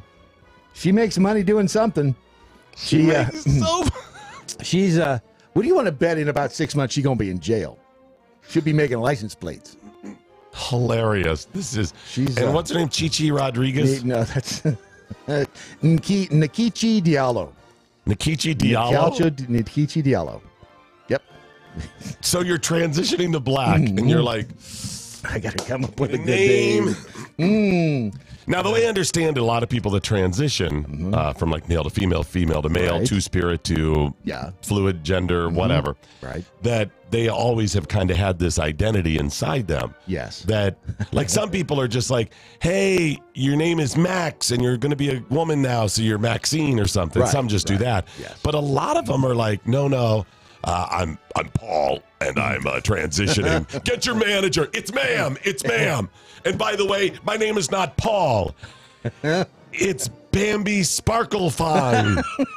Right? They come up with something really odd. Yes, yeah. So has she always been Nikichi what is it? Nikichi Diallo. It's unclear as to when because there was just a few months ago, there was a documentary on Netflix called, it was based on her. It's a 5-part series. Huh. And I watched part of it. It was boring as watching paint dry, but she made some money off of that as well. Okay, Nikichi Diallo. I got to try to remember that. Nikichi Diallo. Otherwise, in a few months, known as inmate number 3278. 3478. No, okay. Yeah. My name is Gene, but a lot of boys call me Shauna. Shauna. Coming up in a second, it may have been a mile-wide UFO. Or it may have been Nikichi Diallo. Do you have to go to classes to learn to go, You know, that's a good point, because I have several black female friends, and I would not piss them off. You don't ever piss off a black woman. They will take you down. And I don't know if I'd be scared of... I'm going to go ahead and say that's all women. They just do it in different ways. That's true. But black women have a very you don't special want to way push of doing it. Asian women off because they're a little less confrontational and more of a something is going to happen while you're sleeping. It's okay, baby. You just go to sleep. You enjoy yourself. Speaking of women, do you know women can stand... Oh, wait a minute. We didn't get to what was going down. What is the big object or something? Oh, no, that's coming up. Oh, okay. That's coming up. That's not going down. It's coming up. Women can stand more pain than men. Did you know that? Well, just by virtue of the fact that they're often around other women, that shows that. Exactly. Animal studies show that females require twice as much pain medication to get the same relief as males. Unless, of course... It is the great product known as... Relief Factor. Now, there's conflicting information as to whether or not they have a higher pain tolerance for men, because millions of women go through, of course, childbirth, and we all know that if men had to give birth, the species would die out. But if you're suffering from pain, whether it's the arthritis pain that you may have in your knees, or your ankles, or your elbows, or your fingers, or it's just other inflammation in your body, that's where Relief Factor comes in. I'm gonna dispute those claims that women can. I say it's just probably different types of pain that women are better at suffering through. For example, I think men are better at suffering through ear pain. You think so? Well, that's true. We have to listen. Listen to the blah, blah, blah. That's absolutely right. And any kind of pain made that comes from making sandwiches. That's women are going to feel that more. But if you have pain, if you haven't tried Relief Factor yet, please give it a try at relieffactor.com. The 3-week quick start pack is $20. You can buy that. You take it as directed for 7 to 10 days. Find out if it works for you. That's when most people find out whether or not it does anything for their pain level. And then once that happens, 7 out of 10 people reorder it every month. 7 out of 10. So they're either morons or it works for them. And I've been taking I'm guessing it for years. Works because we've known so many people that it's worked for. Me, you, all kinds of people. Relieffactor.com. A mile-wide UFO with multicolored lights has caused electrical damage and destruction over Louisiana. This happened 2 days after Christmas. Did you see the video of this? No. Okay, so there were, first of all, in New York, remember they say a substation blew up. Right, I saw that. Okay, you saw the video. Did you ever see the substation burned? No, I didn't see anything there. No one ever did. Okay, and that does look really suspicious. It does look I've never seen a blue light like that. Well, the same thing happened the next day in Kenner, Louisiana. It caused the massive damage to the electrical grid in the early morning hours of the 27th. Charles Walton reports he saw a UFO that was over a mile wide over the city. He says he talked to police, and every single transformer was blown up in Kenner. Let me explain to the audience what's going on here. Brad thinks he's going to be Randy Quaid in Independence Day. That finally he will be vindicated. I've told you for years these things are real. You naysayers, the same people who don't believe Alexandria Ocasio-Cortez, that's exactly right. Those are the same people that don't believe there was a mile-wide UFO over Kenner, Louisiana. It was a massive event. It's been completely covered up by the fake news, and they only reported high winds, which caused an electrical fire. That's just what they would say. That's exactly what they would say to have you believe. Was it swamp gas? Was it a weather balloon? It could have been. It could have been. You know, they really did find bodies in Roswell. Okay. I've seen them. Okay. And this is a sad story. Heather Locklear will not return to rehab after the holidays. Did you know that? What did I tell you that she was going to be a problem? She had a big old boozy meltdown after Christmas. She's refused to go back to rehab. She says, according to one source, she's been drinking from a bottle of tequila, speaking in evil voices, and running outside nearly nude. Wait a minute. So she's a woman. She's been running. Exactly. She's been running outside nearly nude, and we don't have. Can we get an address on that? I would like to do that and maybe get some pictures as proof. Just saying. There's a 16-year-old. This will make you feel really bad about your life choices. A 16-year-old is set to graduate from Kansas City High School and Harvard University at the same time. I've never understood how that's possible. They apply themselves, they work hard, and they're smart. Isn't college supposed to build on high school? For you losers. I mean, not for people like Braxton Morrill, a senior at Ulysses High School. He's going to attend the school's commencement in May, and then he will attend the university ceremonies later on in the month. I'm not any different, he said. I just do a little thing on the side. I hate people like him. I know, right? I really hate people like him. They make it sound so easy. How are those New Year's resolutions going for you, by the way? Not good. This a guy by the name of Daryl tweeted out some kind of fun New Year's resolutions. These would be fun to do. Make vanilla pudding, put it in a mayo jar, eat it in public. He's kind of creepy. Hire 2 private investigators, get them to follow each other. Oh, that's funny. Wear a shirt that says life, then stand out on the street handing out lemons. Life gives you lemons. Get into a crowded elevator and say, I bet you're all wondering why I gathered you here today. That's a good one any time of the year. Major in philosophy, ask people why they'd like fries with that. Run into a store, ask what year it is, and when someone answers, yell, it worked! And run out cheering. Become a doctor, change your last name to Acula. Dr. Acula, I get it. Change your name to Simon, then speak in the third person. Buy a parrot, teach the parrot to say, help, I've been turned into a parrot. That would be funny. And follow joggers around in your car blasting Eye of the Tiger for encouragement. That would be funny, too. People think of I can't even say it, trimexazanthine. It is the world's most popular mood-altering drug. You use it daily. I don't even know what it is. You use it every day. What is that? When you drink coffee, tea, sodas, energy drinks. What have you heard? Caffeine. Oh. Caffeine. That is the superpower that is in APR coffee. I know, I like it. You couldn't live without your trimexazanthine. If it were not for caffeine and hatred, I would have no motivation today. You'd be empty inside. They kind of build off of one another. I mean, it's more my hatred is powering me, is my passion, specifically directed at a few people,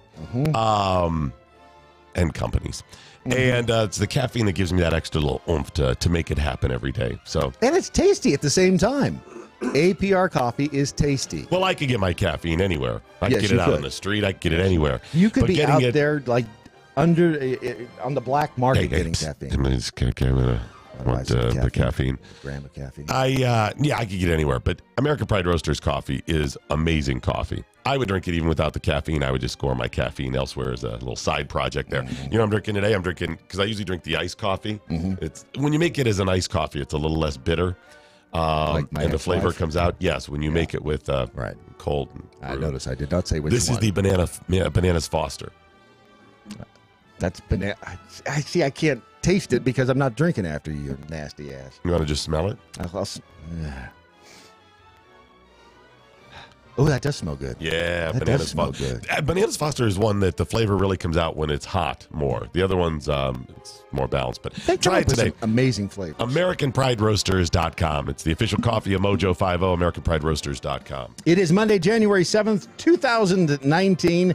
Nicolas Cage is 55 today, and Lauren Cohen is 36. He's only 55? He's only 55.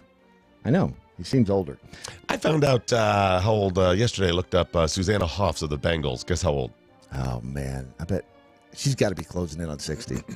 Take a stab. 58. 59. Is she? She's 59 in a couple of days, 10 days. Is it bad that I know that specifically? She's I hot. memorized it. She's still hot, isn't she? Yes. In 1789, the first one of these happened. 1789. The first quorum call on the Senate floor, quorum call. Very close. Was carried on C-SPAN. Very close. No, C-SPAN didn't carry it. That was the first year that they missed it. It was the first presidential election. That's right. Yeah. In 1947, it was the #1 song on the U.S. pop charts. What year? 1947. Number one with a bullet on the U.S. pop charts. You Belong to Me. It's kind of weird. Rudolph the Red-Nosed Reindeer. Oh, yeah. Isn't that weird? Why would it be #1 now? It's after. That's why it's weird. In 1947, I guess it was a holdover. And by the way, the GoFundMe page for the border wall funding is almost $20 million. Wow. $19,442,995, and the last donation was 2 minutes ago, so they're still coming in. I hope the people who set this up have a loophole where they can take the money. I don't know what's going to happen to it if they don't get there. Just but cracks me up. Those are your headlines.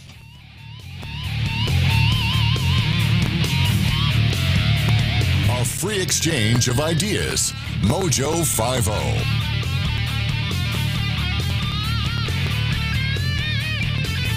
House Democrats are promising that January 8th will be an important date for gun owners. Let me explain. On January 8, 2011, then Democratic Representative Gabby Giffords was shot by a gunman who opened fire on an event Giffords was holding.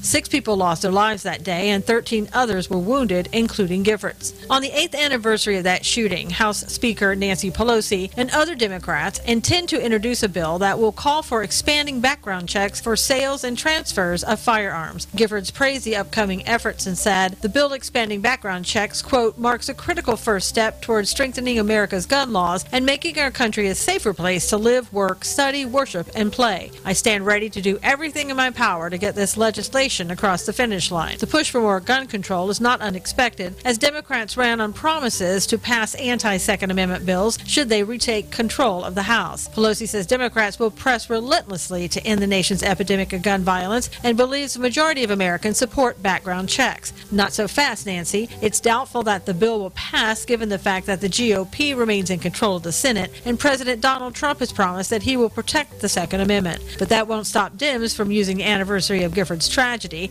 to keep their anti-gun agenda before the American public. Jennifer Baker, NRA spokesperson, said in part, "So-called universal background checks will never be universal because criminals do not comply with the law. Democrats will never accept that logic." And that's today's reality check with Susan Knowles. Hey, it's Brad Staggs with big news. MoJo 50 is coming to you and to your town. It's all part of our way of helping the veterans in this country. The MoJo 50/50 tour is 50 states in 50 days, and we're traveling across the country in a bus.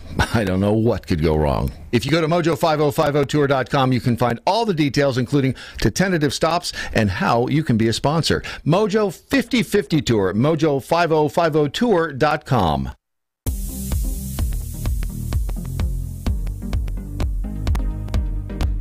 Communiques coming in now all across social media platforms. DMXDM says the Bananas Foster is still in test batch mode. It's coming soon, but I can sell you some if you ask.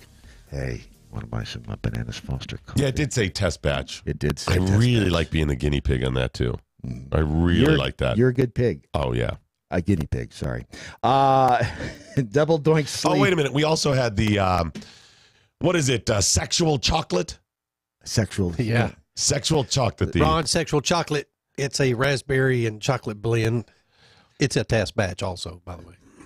You know, as a good Sexual Texas test boy, growing up in the 1970s and 80s, you wouldn't expect Ron Phillips, white guy, right, with a Texas accent, to be known as sexual chocolate. But when you get to know Ron, after you've kissed him a few times, right, apparently. he is definitely sexual chocolate. Am I right, Ron? Oh yeah. Wow. Oh yeah. What did your dad call you? Wow, this just took a really weird turn. What did Daddy call you? What did my dad call me? The whitest. Oh, I'm the whitest black guy you'll ever meet. Yeah. Wow. Explains something. I'm not sure what. Double Doink Sleeve says Heather Locklear sounds a lot like my sister-in-law.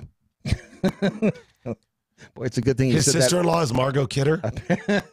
Apparently, that's a good thing they said that after the holidays, because that would have not been fun. Big Pharma Steve says, I think I have a solution to the monkey STDs. What's that? Monkey saltpeter. Okay, I have a question about that. Mm-hmm. What's your question? You in the front. Saltpeter was something they would give you back in the day. I don't think they do that so much anymore, like military and stuff. Make you impotent? Or- Right. And you can't get an erection either. Right. All right. Did it just make it so you couldn't get an erection, or did it take away the desire? Aren't they the same thing? No, they're not. Because imagine having just as much desire and it building up over days and days, and you're like, it's like trying to push a chain down the street. Yes, exactly. It's potassium nitrate. Right. So does that take away the desire or the ability to? See, well, it's used in fertilizers, tree stump removal, rocket propellants, and fireworks, ironically. A lot of phallic things there. Yeah, no kidding. And as a food preservative. So it doesn't, it's a dessert topping. It's a floor wax. I think that's what it said it was. I don't know exactly how it does work. Because I got to tell you, if it takes away the desire, I may take that as a supplement. No, just the ability. Dan over on Facebook. Oh, Dan. How do you know, Dan? Dan, how do you know this? You see what I'm saying, right? You combine ammonium nitrate and potassium hydroxide. We call that a Saturday night where I grow up. You see what I'm saying? The problem is, right. If you don't want to, if you want to do it and you can't, that's frustrating. Then you just start beating on walls. Right. Exactly. So, I mean, honestly, Brad, if there was a supplement that just said, we'll just take away your desire a little bit there, that would be a positive in my life. Like, like wedding cake does for women. Yes, exactly. Exactly. It's a mood killer for women, right? It's yes, they finally. What do you call it? It's an opposite of an aphrodisiac. Being Is there married? a term for that? Marriage. Is there a term for it? Marriage. I don't know. I don't know if there's a term for that. Do you know how successful I would be if over the course of my life, I would have been able to shave off even 20, 30% of sexual desire? How different things would be for you? Oh, you could have graduated from high school and Harvard at the same time. That's what this. Please, I'd be looking at that kid. You'd be a rocket scientist by now. No, I would be like king of the world if it weren't for that. See, I mean, the amount of time I waste. Not that I want to, just in that little. Oh my gosh. Anytime. You know what I'm thinking about? I mean, right? Anytime a woman walks in a room. It does not matter. If you are a straight man, you look at her, and one of the first few things that goes through your mind, I wonder. And it doesn't matter what she looks like. I mean, there's those filters come in later. No, you pretty much want to see them too, right? Yeah, it's that's unfortunate. You know, remember that? What's the Bradley Cooper movie they made into a series with the pill? Limitless. I think that's what the pill was. All it did was take away sexual desire for men. He could focus on everything else. Shaving off even 20% of it. Which the opposite, Dan Maynard said, is a picture of Rosie O'Donnell nude. No! That would work. That would do it right there. Oh my gosh, that explains Tom Arnold. Yes. He is. That guy's an idiot, and look how successful he was. Yes. Yeah. Why? Because he was around Rosie, he saw taking Rosie away naked. all sexual desire. Boom. Bill Clinton, the guy became president. Wow. Yes. Well, by being around Hillary all those years. Yeah. You see what I'm saying? Yes, that would do it for you. Yeah. That would knock it out. By the way, I mentioned Tom Arnold. Speaking of fat statists, I got a text from Michael Moore over the weekend. Not a tweet. A text. A text from Michael Moore. Okay. I'm on the text list for MoveOn.org. Okay. That way you don't have to be. Right. And Saturday, 2:58 p.m., the text comes in. Michael Moore here for MoveOn.org. Oh, I bet that was exciting for you. It's like, wow, okay. Then it says, now, what do you think he would be saying? Remember, MoveOn.org is pushing, so they bring out him. And what are you pushing now to drive people? Probably cheeseburgers, but probably right now. I mean, Green New Deal? Green New Deal, anti-immigration, any of these things, right? Impeach Trump. Border wall. Trump's government shutdown, right? Mm-hmm. Yeah, any of those things would make sense coming from him. Now remember, MoveOn.org tweeted this out, texted this out on his behalf. You know, they said, hey, will you give us a quote, something like that. Right. So they're aware of this. Michael Moore here for MoveOn.org. Have you seen Fahrenheit 11.9 yet?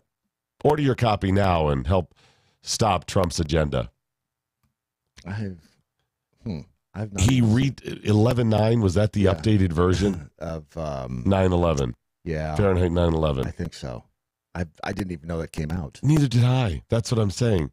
And how does it stop the agenda? Does that mean? No, it just puts money in Michael Moore's pocket. But is MoveOn.org going to do that just because? No, they're probably taking a percentage. So he got however many followers they have. He somehow paid. It was probably a paid. You think? I think it was probably just a rev share thing. They probably just did a little deal, right? Yeah, that would make sense. We should work. It's a machine, folks. That's all it is. Left and right, it's become a machine, and we have been caught up in it because of alternative and new media, as they said 20 years ago. Used to be traditional, and you were out of the system, and then you were empowered because of social media and other media platforms like this to actually have a voice. But then they just co-opted you quite often. Yeah. Unless you really are aware, unless you hold people accountable, unless you challenge even people that you appreciate and like, politicians, ideas, media personalities, and really look at what they're doing, you're just part of the system. Yes. They rattle your chain, or rattle your cage, rather, and get you all geared up. And then in manipulative fashion, you know, they're the puppet master. They manipulate you. Yeah. You go nuts. Boycott this, or you scream about that. And then the other side is forced to react. You're the useful idiots. I include myself in that. Oh, yeah. We're the useful idiots. The Tea Party became useful idiots, as amazing as an idea it was and how good it was at the beginning. The Republicans just co-opted it. Yeah.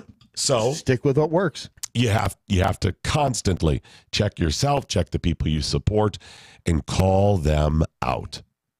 By the way, John over on MeWe says, as an Army cook, they never used saltpeter. How about pepper, Peter? Yeah, John. What do you say about that? So you mentioned the TSA, and we really don't know if they are staying home or not. Yeah. And Homeland Security did not dispute that they had been calling in sick. They said it was just not to the levels that were suggested by the New York Times and CNN. Okay, so they're fudging somebody's fudging somebody. So they are calling in. Yes. To a notable amount. Yes. May not be record levels, but enough that you go, something going on. Right. CNN, the New York Times likely picked up the story, and with just a little creative writing, a little spin of the focus, and the next thing you know, they're making it out like it's a huge deal because Trump is screwing these people out of money. Yes. Did you see Snoop Dogg's tweet about it? I saw it. He tweeted something about don't reelect. Yeah, that's the one. Not to be political is what he says in part of it. But you people that are not getting your pay right now because of Trump, how can you elect that mofo and blah blah? Didn't he say don't reelect that N-word? Yeah. I think he was in there somewhere. He did use that's the N-word. news to me. So, but he's not being political there. Right. No, not realizing, of course, it's not exclusively Trump's fault. Right. I mean, is Trump part of the reason the government is quote unquote shut down? Yes. Yes. Oh, it's a pissing match between him and Nancy Pelosi. But it so just where's depends on their which side you come down on. Where's their criticism? Oh, they don't get any. Okay, back to being the useful idiots. Unless you are holding both of them equally accountable, right? Then you are a useful idiot. Yes. Now, it's okay to say, well, the reason I say it's Nancy's fault is because I support Trump. Okay, got it. But Trump is still also one of the components in the government, quote unquote, being shut down.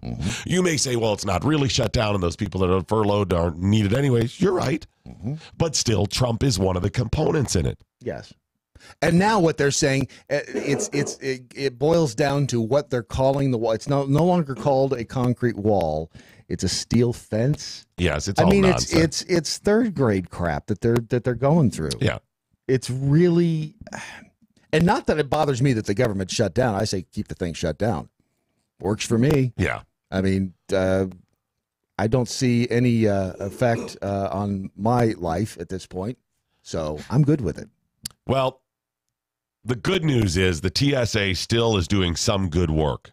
In spite of all those stories, the TSA is still doing some good work. Good. I'm glad to hear that. Well, they've made some plans and adjustments during this government shutdown. Excellent. Now things will go much more smoothly at the airport. I can only imagine if you're the TSA, well, if you're anybody, a business, an individual, if you make adjustments, it's to do things more better, efficiently, you would save think. money, have more, do more, be more, right? So if you're the TSA and you're making adjustments, I imagine the same thing. So what they're doing is, according to the TSA administrator, David Pekoski. Oh, of the Cleveland Pekoskis? I think of the Boston Pekoskis. I could be wrong. He said, we've made a conscious effort in TSA to use floppy ear dogs. Okay. I'll take him at his word. Why? They're changing it. Why? Do you know what he means by floppy ear dogs? Floppy ear dogs as opposed to dogs whose ears have been cropped. Oh, is that what it is? I thought they were just ears that were standing up. Well, that's what it is. But most of those ears, if they stand up, have been cropped. Or or is he talking about German Shepherds as opposed to like beagles? He is. So dogs with floppy ears are cuter than dogs with pointed ears. Yeah, we've made a conscious effort in TSA to use floppy ear dogs. So moving forward, this is their big plan. Okay, and what's that supposed to help? People, what do you mean?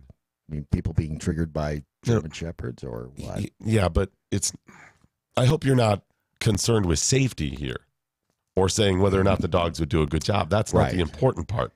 It's the aesthetic. He said, quote, we find the passenger acceptance of floppy ear dogs is just better. It presents just a little bit less of a concern. He said, they don't scare children, floppy ear dogs. Wait a minute. Since when do dogs with pointed ears or ears that stand up scare kids? What are you talking about? I've never seen. That's his inference, is that the opposite of a floppy-eared dog would be an erectly-eared dog. Right. Why does that scare a kid? Apparently it does. I don't know. I mean, are you going to question the director of the TSA? I know it seems like I would be stepping out on a limb to do so, but what the hell? Yes. Last year, 80% of dogs purchased by the TSA from vendors were the following type of breeds: Labrador Retrievers, German short-haired pointers, wire-haired pointers, Golden Retrievers, all with droopy ears. Huh. And that's going and he's to be... admitting that's their conscious effort. So they're not concerned with which dogs do the best job. No. Which dogs would be the cheapest and also doing the best job. None of that. Again, it's feelings. It's feelings. They haven't reported any incidents where studies done that children have been scared, where this has caused any type of problem. I didn't know that was a thing. He said, remember, we find the passenger acceptance of floppy-eared dogs is just better. He's not citing any report that they did. He's not citing any comments. They didn't take a study with everybody that came through TSA. That would take too much time, too much effort. We find. Yeah. In other words, they just found a vendor they liked. Right. Yeah. Now, Somebody likes beagles. When it comes to security, Brad, what do you think makes something more secure? A serious, something that's presented in a serious manner. Yes. With the level of heightened awareness and probably putting people on edge, or don't you feel good? I'm going to go with choice A. Yeah. Yeah. Isn't that what you want from people going, okay, so it makes kids feel better. Let's take them at their word. Kids are not as scared. You know who else isn't as scared? The terrorist. And Tech Roo brought up a good point. Don't pit bulls have floppy ears? And they will eat your face. Although There it is. They're sweet dogs. Well, and a lot of those dogs, too, like shepherds and that, I don't think they stand up unless they're cropped or... They do that Some with do. Dobermans. Dobermans have, I think, naturally floppy ears, maybe. and they crop. Yeah, I think they said that they just stand up. But that's... This is your government in action. Yes. This is the TSA. Your TSA with a 94%+ failure rate of detecting weapons. Yes. Over 94%. This is what they tell us. These are the numbers they admit to. I mean, quietly, when pushed, those are the ones they admit to. Yes. Remember, when they do their testing, they do the testing. They have red teams, and they tell the airports they're coming to, sometime in the next 2 weeks, we're going to test you. Right. They admit to a 94% failure rate. Yeah. And Which this means is their it's higher than concern. that, yes. And by the way, if you want to have some fun, wear cargo shorts through the screener. Apparently, the $1 million machines can't see through the pockets. If the way it works is, if you go through and you have anything that is not right up against your body, it has trouble reading it. So if you have a gun or a knife that's in a pocket and it's not right up against you, that's when they have trouble reading it. And it'll, at best, register an anomaly, and then they'll have to patch it out. What's in you? What if it's in you? I don't know. I mean, it just seems like if it's... This is who they are. We have accepted this colossal failure. They spend gobs and gobs of money on the TSA. People that, from my experience, are not the best among us. And I understand that. Yes. You know, who wants to do that job? It's a Right. thankless job. I Yes, get it you. is. They have a failure rate that's that high, and we continue with this charade, this security theater. Yes, that's exactly what it is. And sometime last year or before, instead of saying, what can we do to actually detect weapons, drugs, whatever else you want to get to the airport, stop terrorism, they said, we want the puppy dogs with the cute little floppy ears. That was their plan. Yeah. They're sitting in the meetings. All right, listen up, all of you. 94% failure rate that we admit to. How dare you? It's a disgrace. How dare you not be doing everything you can to protect America and Americans? Do you want another 9/11? No. I want ideas. Ideas. What are they? Give me ideas. Rabbits. Could we use rabbits? We could use rabbits to detect guns and drugs, or... We already got dogs. Now, how can we make that better? Well... Ideas. Give me cuter dogs. Could we use... Wait a minute. What? Cuter dogs. Cuter dogs. Yeah. Like little dogs. like dogs that kids like. I was about to say that's the dumbest idea I've ever heard, and then I remember I have a cute dog company. I like floppy-eared dogs. Could we buy them from my company? Yeah, I think that'd be... Brilliant idea. Michael Chertoff has a company that sells dogs, too. I didn't know you do. Do you remember that? Oh, yes. Oh, yes. Michael Chertoff and his body scanner company. The Rape-A-Scan machine. Yes. Yeah. Michael Chertoff, who used to work for the government, headed up the programs that said, these are the machines we need. I just happen to make them. And then he may have been at the company or had the company before he left. If not, he started it or had it immediately after leaving government work for George W. Bush. And then the government bought those scanners. Yes. At a discounted rate, I'm sure. And by discounted, I mean a rate jacked up about 20 or 30% over what we should have paid for them, if not double. And did they work? No. No. It's But here's the thing. The good thing that they did do was they got the burden of those extra piles of cash that were weighing down the shelves in the government offices, in the Treasury. We've got all that extra money laying around, and it's starting to break all the shelves. They've got to find a way to spend the money so that we don't have to buy new shelves. Over the weekend, my wife says, she goes, by the way, you've got to make some more of that rice that you made for Christmas. And I said, oh, yeah. Because I explained the recipe I did. I just kind of threw it together. Right. And she goes, oh, my gosh, it was so good. And she went on and on about the rice. And I sat there thinking, if I were a younger man right now, I would fall for this trap. If I were a man who had been married less, I would not recognize this bear trap. Mm-hmm. You're smart, though. Right. You are smart. You are smart. The bear trap man. Being that's not an oxymoron. That on Christmas, I mean, granted, there was a lot of food. She didn't try the rice, and that's fine. And then the next day I had her try it, and she was like, oh, yeah, it's good. She went about her business and nothing. And I was like, okay, she didn't like it. Not everybody likes everything, right? She said nothing about it, huh? I mean, she was like, oh, it's good, man. But not over the top, okay. And then over the next couple of days, somehow in there, she tried it. Like, actually, and was like, this is amazing. Mm-hmm. But she didn't recognize what preceded that day. The attitude, everything else. Aha. And I even went, hey, did you try the rice? I thought it was pretty good. And she was like, oh, yeah. Okay, I got it. So what happened in there? She had a realization. I don't know. I think she may have had a realization and thought, and was trying to rectify her errant ways. So I sat there and went, don't do it. Don't bring it up. Just take the compliment and move on. Just move on.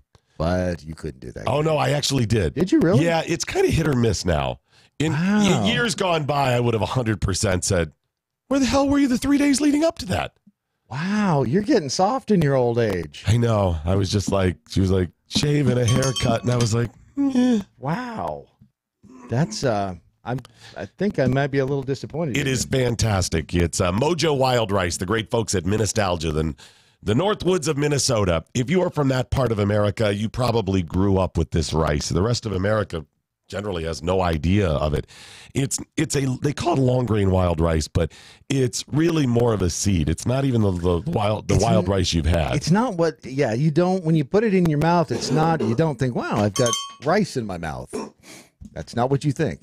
Well, when I think long grain, I think somewhere between the rice that I grew up, I didn't even have sticky rice when I was a kid. We had like brown rice. Yeah, stuff like that, or the long grain. This has more of, if you cook it long enough, more of a sticky rice texture. Yes, you still have the hull in it, or as part of it, or whatever, that little shell that gets off. But it's the inside is more of like a sticky rice. It puffs up like that. And it's fantastic. That's a good analogy. That's exactly what it's like. It's fantastic. The recipe that I made for Christmas was kind of a rice pilaf. So I cooked the rice, and then I just added some frozen corn, peas, and carrots, I think. Cut up some onions and red peppers to mix in. Added some mushrooms. So I just put all that in it. And then a can of cream of mushroom soup. Not even the water with it, just the soup. Oh, that would be good. And it was good. Salt, pepper, garlic, of course. But the thing I missed, I wanted to put some little Granny Smith apples, like chopped real fine, to add a little more sweetness to it. It would have been even better. See? But wife loved it after 3 days. It sometimes takes the people that long to. Hey, maybe it's refrigerating it so the flavors all mesh together. Maybe that's what it was. You could just cook it plain and pour a little maple syrup on it. That's good. You can just eat it plain, too. It's great. Try it today. Go to MoJoWildRice.com. MoJoWildRice.com. The stuff is awesome. And they have a bunch of other great things up there, too. They have the syrups and the jellies and the jams and the soup mixes. It's all there. MoJoWildRice.com. Architecturalist at 3D Pixel Pro brought up a good point over on me. We hire veterans at the TSA, pay them well. That would make the most sense. That'd be a great idea. Men and women with training. Well, and people who will do a good job. Yes. And you know what? One of the problems that veterans will often say is a problem when they come back is they feel worthless or lesser than they did in the service. These were people who were doing something important in the service. They were entrusted with lives, their own, other people, defending America truly, and were responsible for millions and millions of dollars worth of equipment, for example. Right. They were respected, and they should be. And they come back and we're like, meh. Yeah. Go back to that job that seems less important if it's not, you're a doctor or a lawyer. Right. You're a carpenter. Meh. That's how we treat them. That's like Jacob Schick was talking about when he was here, that it was so much simpler over there because you knew what you knew what your task was every day. And that would be what it would be like at the TSA, I would think. Yep. Or maybe they could transform it into something that actually made sense. I'd certainly feel better about that. We've got to do something because you'll hear more and more in the next couple of months about the most recent failures at the TSA. This is going to come up in a big way, and it should. And we're going to do what we can to continue to tell the stories of the failures of the of the VA, as well as the TSA. The live listening snarky snarkface. You realize that solves two issues. Which, yes. Some of the problems with the TSA as well as the VA. Yeah. Oh, yeah. Absolutely. Doc's not getting old, soft in his old age. It's called Survivor, the Thompson household.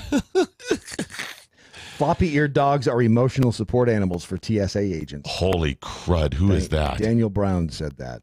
Wow. And he normally doesn't seem that bright. That's brilliant. Right? For somebody like Daniel, wow, that is a home run. Really. The pickled squirrel. I hate seeing the dogs at the airports. Then we have to keep the youngest from tackling the dog to give it love. Sigh. Yeah. It's like service animals. Don't pet them. Don't pet them. Why aren't you supposed to pet a service animal? Because they're working. So? Can they work and be touched? Pet a cop normally? They're working? Yeah. Go up to just tap them on the head. Hey, you're doing a great job. Oh, who's on the job today? Who's running radar? Who's running radar?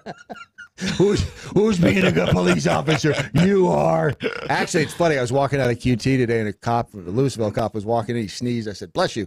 He went, It's like he was not expecting that. He's probably more used to people saying blank you, and the blank being something else. Yeah, right. Which it was kind of a strange. You realize what a thankless job that is quite often. Oh, I would cops. Hate it. All you are doing is literally looking for trouble. Every minute of the day. Right. Most of the time, people come in contact with cops, it's going to be unpleasant. Yes. Because they're giving you a ticket, they're whatever. Right. And even if you're a victim, it's most of the time it's not like the cop arrived in the nick of time. No. Nothing against them. I just mean the scenario plays out. They show up to take a report after you've been raped. They are not there to prevent crime. Right. They are there to take the report after and clean up the mess. Right. That's not a criticism of them. No, I'm just saying it's a thankless job. Someone's got to do it. And I wouldn't. These guys are doing it, so God bless them. What's a MoJo? What's a MoJo? $20, same as downtown. MoJo 50. This is the seditious, rabble-rousing, liberty-loving, home of fun, entertaining, and compelling talk. MoJo 50. News this hour from townhall.com. I'm Rich Thomason. No end in sight to the partial government shutdown now in its 17th day. There was no breakthrough in talks over the weekend. We're looking at a national emergency because we have a national emergency. Just read the papers. There were no signs from President Trump. He is budging on his demand for $5 billion for a border wall. We have a crisis at the border of drugs, of human beings being trafficked all over the world. The president did make one concession on the wall. We'll build a steel barrier. The president says Democrats don't like concrete. The idea is being panned by Democrats. Ed Donahue, Washington. Thai immigration authorities say an 18-year-old Saudi woman seeking passage to asylum in Australia will be temporarily admitted to Thailand for evaluation by the UN's refugee agency. The young woman, Rahaf Mohammed Al-Qunan, is fleeing her family, saying that she fears for her life after renouncing Islam. The White House insisting American troops will not leave Syria until ISIS is defeated once and for all. President Trump says the troop pullout is going quickly but won't be final until ISIS is gone. His comments came after his national security advisor, John Bolton, also reaffirmed the administration's commitment to a withdrawal from Syria. During a weekend visit to Israel, Bolton said that U.S. allied Kurdish fighters also would be protected before American forces leave northeastern Syria. Greg Clugston, Washington. Drug maker Eli Lilly spending about $8 billion in cash to buy Loxo Oncology. Lilly investing in cancer treatments that target certain genetic abnormalities. The FBI leading the investigation of a massive data theft targeting Marriott hotels. Investigators suspect the hackers were working on behalf of Chinese intelligence. Dow futures up 29 points. S&P futures down 1. More on these stories at townhall.com. Never Forgotten Apparel is more than just a premium women's and men's clothing line. It's a movement to remind us to wear American-made and serve those who serve us, our heroes. Never Forgotten Apparel gives 20% of their total sales to nonprofits that support homeless veterans and off-duty firefighters, and 50% to individual veterans and firefighters in need nationwide. Check out neverforgottenapparel.com, use promo code DOC, and get 15% off your purchase. That's neverforgottenapparel.com. Do you like freedom? I do. Do you like libertarian conservative talk? I do too. Hey, I'm Ricky with Bunyan Hills. Now, if you're like me and you like the freedom and libertarian conservative talk, not to mention the defense of American exceptionalism, then you're going to love the Defenders live on MoJo 50 Radio. Check them out on MoJo 50, Mondays through Fridays, 9 p.m. Eastern. It's freedom, faith, family, and libertarian thoughts for all ages. Also, a man who looks like Tom Cruise and Rachel Maddow had a love child with their radio. How about you just let me take it from here, okay? Thanks, yeah. This is Stephen Airy with Defenders Live, and you can find us 9 p.m. Monday through Friday on MoJo 50. Find us and the best guests. Live free. Hey, it's Brad Staggs with big news. MoJo 50 is coming to you and to your town. It's all part of our way of helping the veterans in this country. The MoJo 50/50 tour is 50 states in 50 days, and we're traveling across the country in a bus. I don't know what could go wrong. If you go to MoJo5050tour.com, you can find all the details, including to tentative stops and how you can be a sponsor. MoJo 50/50 tour, MoJo5050tour.com.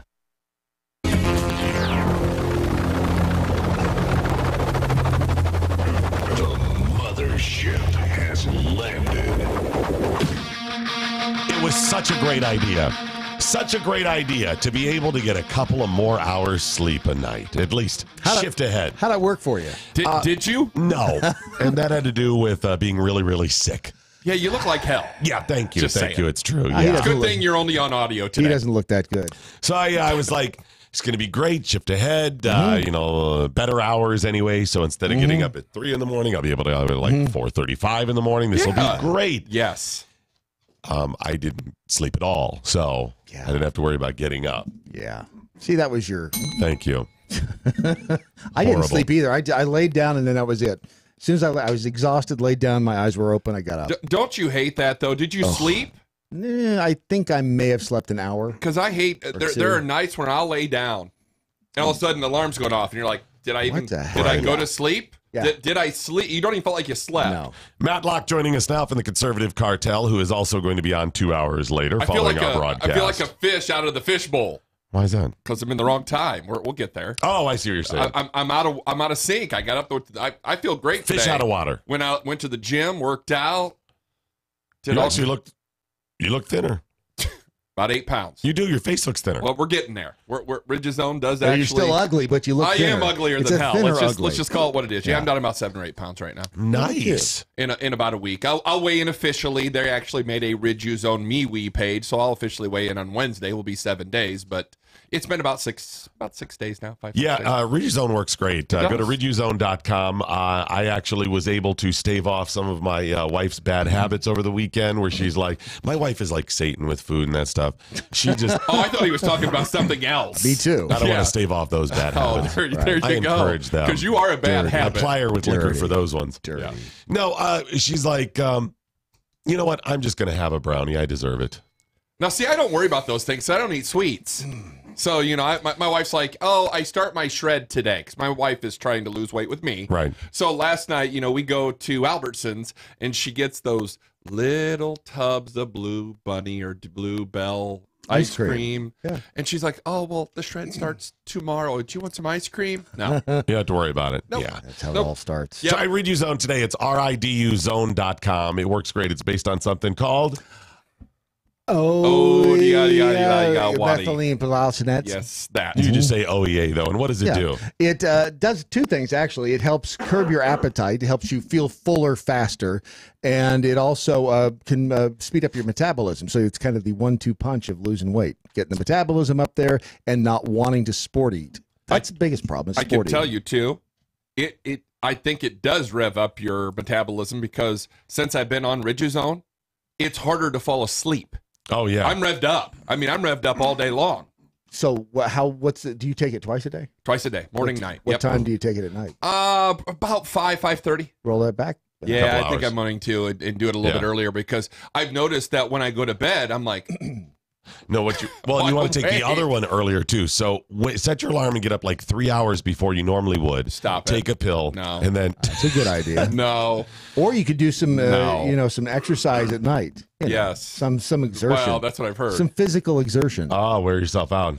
Poor boy tuckered himself out. Right. Yeah. Matlock, we've got an announcement to make. I think you want to pop in and explain what's going on here. How big announcement? Well, obviously we've changed the schedule, which is it's earth breaking, or as you would earth shattering, breaking, shattering, blowing it up. You did not get 2 hours extra of sleep. No, that's what I asked Ron. About 2 hours later, I called Ron last night. I said, Ron, you're going to get a couple hours extra sleep. Okay, you and Doc have been kissing again. Yeah. See? But no, I mean, we filled out the lineup. I think it's huge now at MoJo50.com, MoJo50.com on iHeart, streaming 24/7. We're running 14 consecutive hours of live. Well, we will be. Well, coming soon. And they're one right after another. Yeah, right. Right now it's 12. That's what consecutive. Right now we've got 12 hours, but we'll have 14 February 1st. But we've got some great shows. Give us the lineup and then make the announcement. Well, obviously your show this morning. Right, 8 to 11 Eastern. And 11 to 1, The Cartel. So we're moving to 2 hours. I'm going to get more in-depth, study more things, looking into the CIA spying on the Senate this morning. By the way, I was commuting, so I didn't hear your show on Friday and caught it in replay this morning overnight when I was up. And dude, the stuff you laid out was amazing. Seriously. We're going to get more in depth. Now that I'm at 2 hours, I'm going to go really deep into this stuff because there's things going on within our government that we're just not aware of. Well, should be. As of last Wednesday, they were conspiracy theories. Yeah, they're not as anymore. Of Thursday and Friday, as you laid out, they're no longer theories. They're no longer theories. They are conspiracies. And now we're getting into the point where we actually have valid information that the CIA was spying on the Senate. Not just the Trump administration, but now the Senate via their computer database they keep. Yeah, and we're not just talking about them putting cameras in the ladies' room. Oh, this is deep cyber they do that too? Dive stuff. But anyway, No. So my show 11 to 1. You're going to get another hour of Brandon Morris, the Morse code. You've begged, and begged. So Brandon is going 1 to 3. Mm-hmm. We've got our brand new show, which we can announce today, 3 to 5 Eastern, and we needed this. We needed a Damn it! What is it already? We needed a woman's touch. Starts on February the 4th. February the 4th. That's the first Monday in February. Okay. February the 4th. One Sam Sorbo show. Wow, she's awesome. She is fantastic. That is She's had a show for a while. Yes. It's changed, and then she needed a platform, and we worked out a deal with her. Well, and the thing is, if you don't know, Sam and her husband Kevin made the movie Let There Be Light, and it was a huge success. She's conservative, she's a warrior, she's libertarian, but she fights for what she believes in, and she does a national show, and we're happy to welcome her to the platform. She will be fantastic. You may recognize her husband a little bit more. He was Hercules as well as in Andromeda. Andromeda, yeah. You ever seen him without a shirt on? She has. Those records are sealed. She's seen him without a shirt on. I guarantee you that. I mean, only via film. Well, she was after I on. put the camera in the men's room. She was on Hercules with him, so she's Right. got a pretty good. Was she she wasn't on every episode though. She wasn't a regular. I don't think she was a regular, Yeah, but okay. she made appearances on there. But she's a She great was actress. on Hercules a lot, though. She was on. Yeah, that's what I've heard. But you know, she is well renowned. They're married. It's okay. You know, it's okay. It's what married people do. Maybe she wasn't. Well, who knows? But no, Sam is. I don't know her personally. Ron does, but she's well known. Had a radio show that was listened. She had a very nice following, and we're happy to welcome her. That'll be February 4th. That's Monday, and she'll be 3 to 5. 5 to 7 is Jeremy Hansen Unleashed. He's moving back, so all of our afternoon shows have moved back an hour. So Jeremy was on 3 to 5 Central, which was 4 to 6. Now he's going 5 to 7. That's not move back. That's move forward. Move forward, back, and you're in your time. DM yesterday. I put a tweet out yesterday. I said, hey, make sure you put an alert on your phone to tune into the Cartel at 11 a.m. tomorrow Eastern. And DM said, well, in Brad Stagg's time frame hours, that's in 13 days. See? Just saying. They know what I mean. So Jeremy Hansen will go 5 to 7, and then tonight, the premiere, I'm tuning into this because I cannot wait to hear the rants of Izzo. I know Dominic. We worked with him over at Liberty One TV. That's how we had found him and brought him to this platform.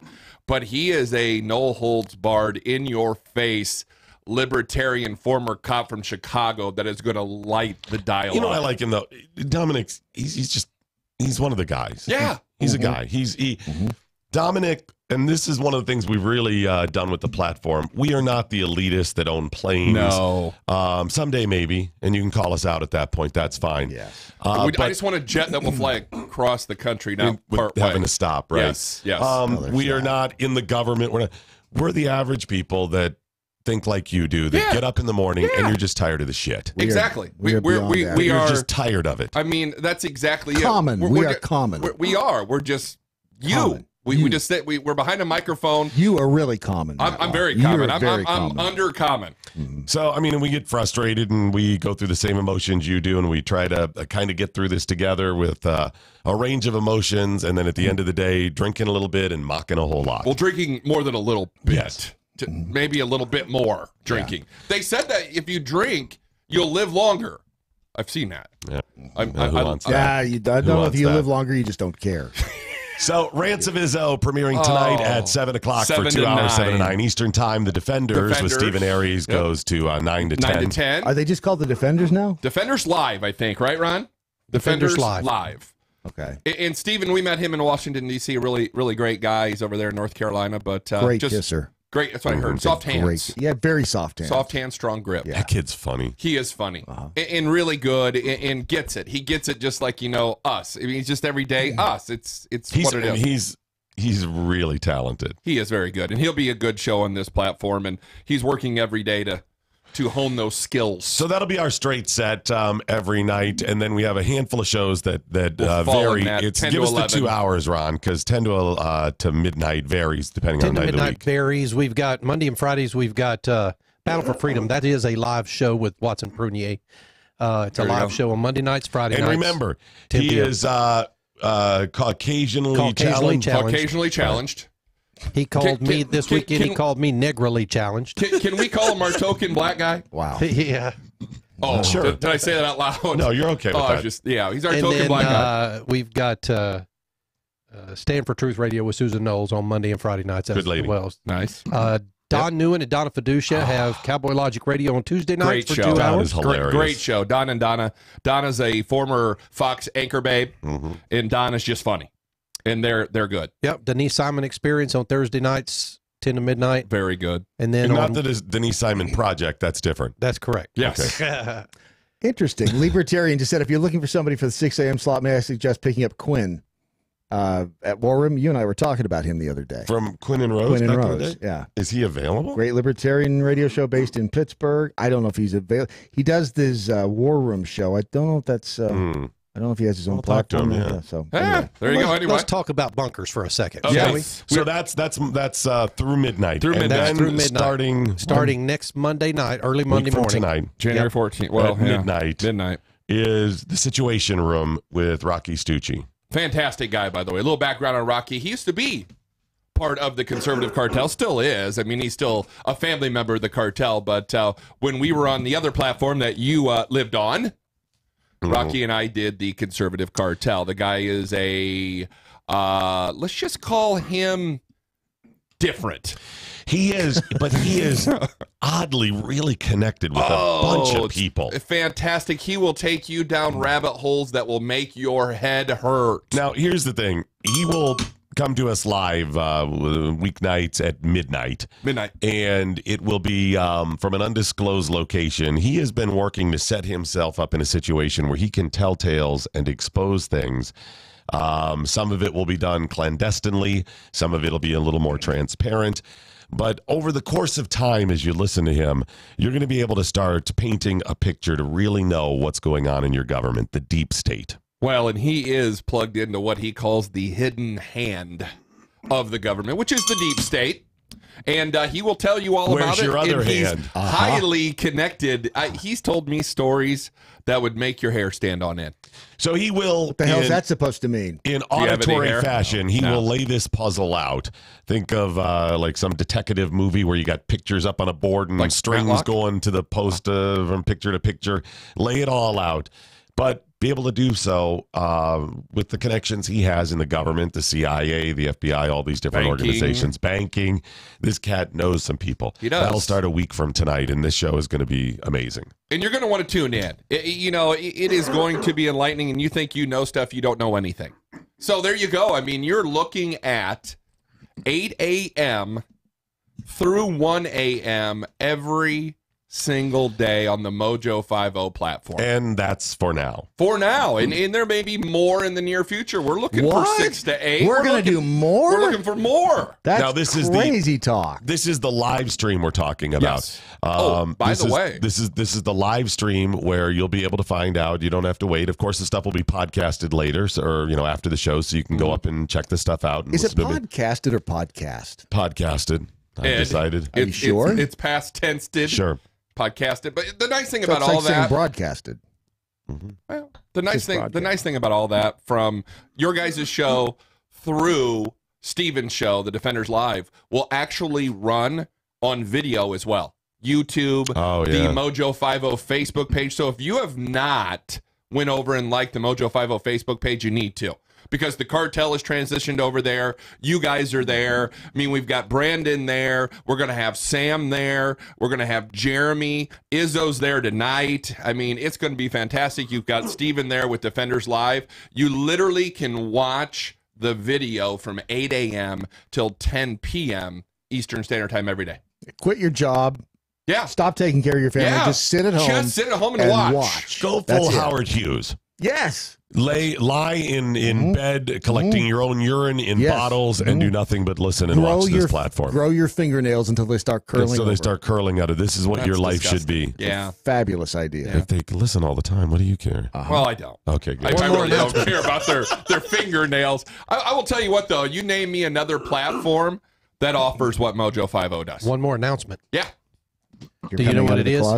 You're gay. No. You're about to go poop. No. Yes. One more announcement. We can now be found audio only stream on Roku TV. Oh, I made that announcement last week. Why not video? Awesome. That'll be up. That's coming. Ron's working on it. In between poops. So much fun. In between going potty. He's working on it. Ron accomplishes major things, and we're like, meh, what have you done for us next? What have you done for me lately? I like that little text stream this weekend. Ron texts us all. We're on a group text. And he's like, hey, I got all this stuff done. Yep. And Doc's like, you overachiever. Way to make make us look like the rest we didn't of us. do anything. That's right. How dare you? How dare you? An overachiever? No. Making the rest of us look like slackers. Yes. Wow. I think there was a few What he said was, you're a D. Well, it's a D what? Like a now Big we'll D? just move on. Don't mean Like Dallas. All right. What do you have coming up today? You're going to do a little more of the Senate being spied on? I'm gonna deep dive today. We've got some Ruth Bader Ginsburg news yet again. She is all over there. There's a new movie out with her. Yeah, and but it's CNN. the movie. The Ruth Bader where is Ginsburg. she? Where is she? Yeah, exactly. So I'm gonna dig deep into some Ruth Bader Ginsburg. The CIA was spying on the Senate, not just the Trump administration, but also the Senate. The Senate has their own database, and the CIA hacked it.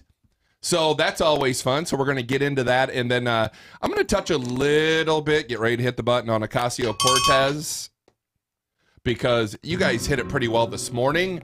But that is just too good to let go. Even as you speak, she's on TV right now. Well, and we're going to get, and I'm still putting together all of my candidates for the Democratic primary, which is long and distinguished. Well, you have to understand what's going on, why she is being rolled out so much. Alexandria Ocasio-Cortez, that is.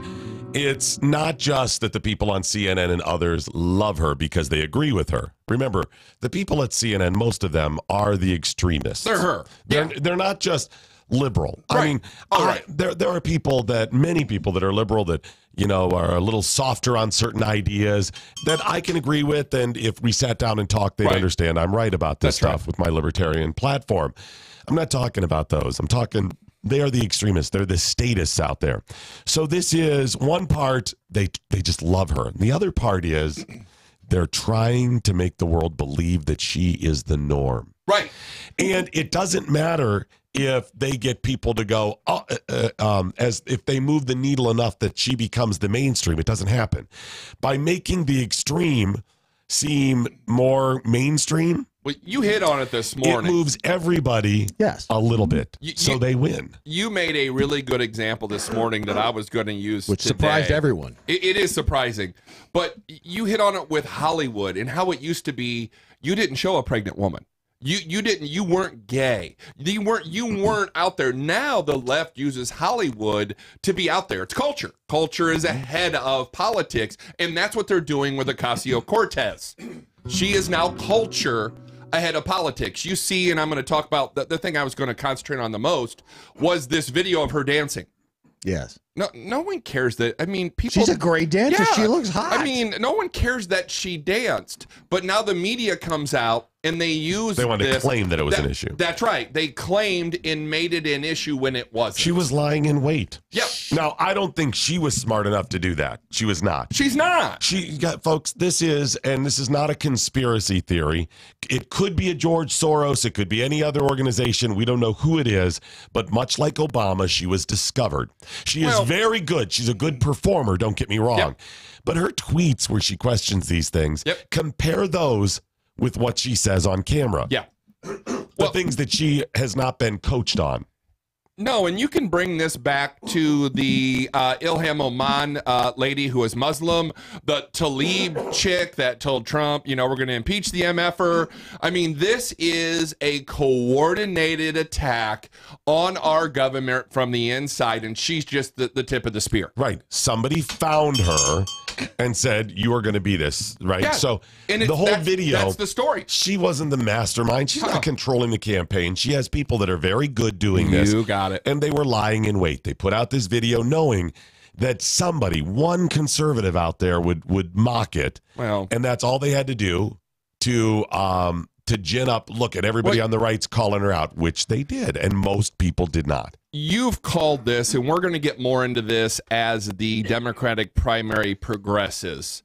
There are going to be people out there that start pushing the fact that the Constitution's out of date and we need younger voices. Right. The memes are out there. Oh, yeah. The memes are out there. We are going to watch these politics blow up in the left's face. Look what they did day one. They want to impeach Trump, and they want to get rid of the Electoral College, and they want the popular vote. They're already trying to change the Constitution. Do you think for a second they wouldn't sit there and say, hey, let's rewrite the Constitution? You don't need to be 35 anymore. And that's coming. They're already writing articles. Oh, sure. That's coming. And to your point there, she already launched her Green New Deal. Yes. And her platform for tax reform. Yes. On day one. Well, yeah.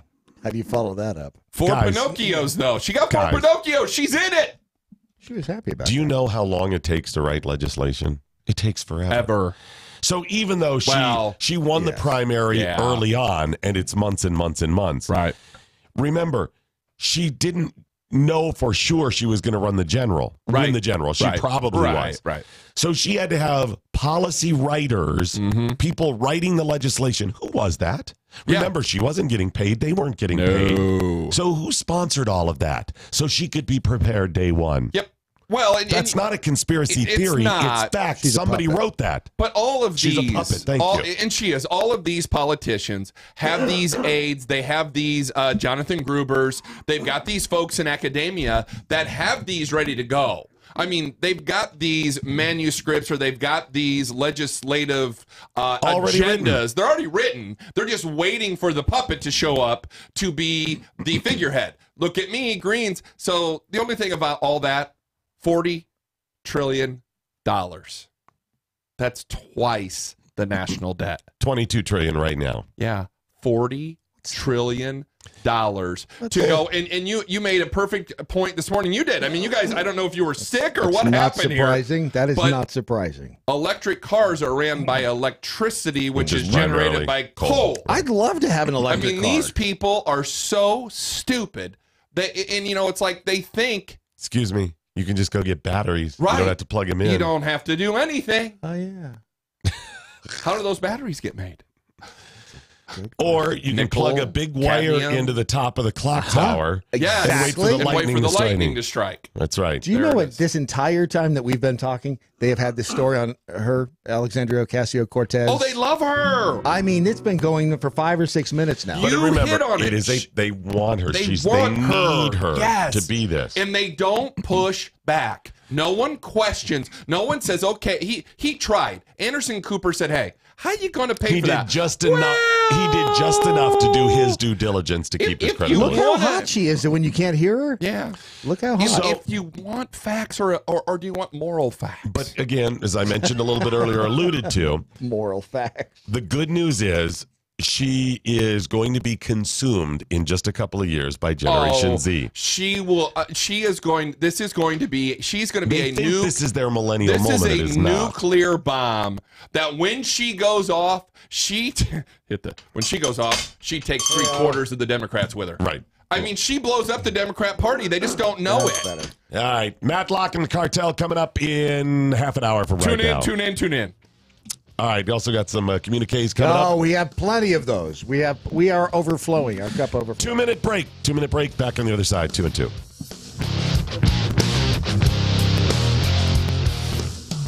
A MoJo for every state. MoJo 50.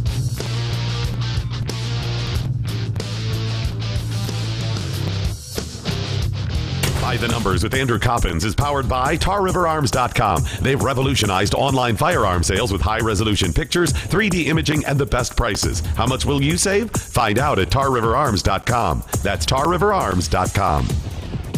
Today on By the Numbers, we explore the recent claim by President Trump that his tariffs are a massive success.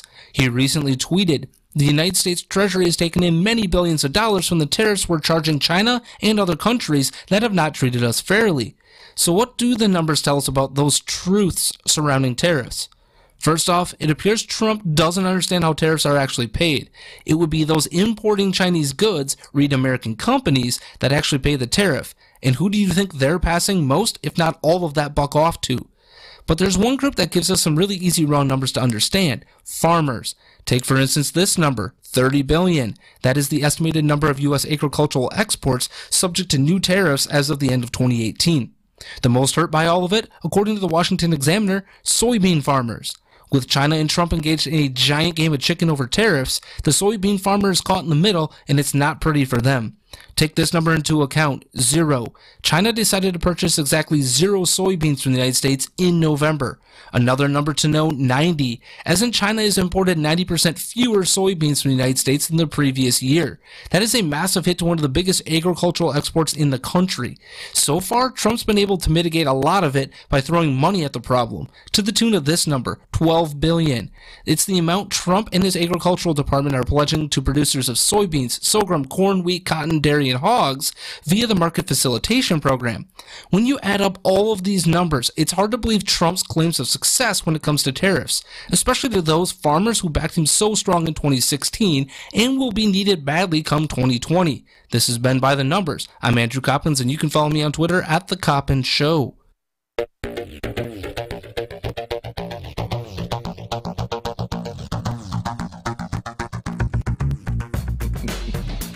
right, communique is coming in now all across social media platforms. Peachy Jill Hole over at the MoJo MeWe page. Matlock is going deep into RGB today. Maybe I'll skip the cartel.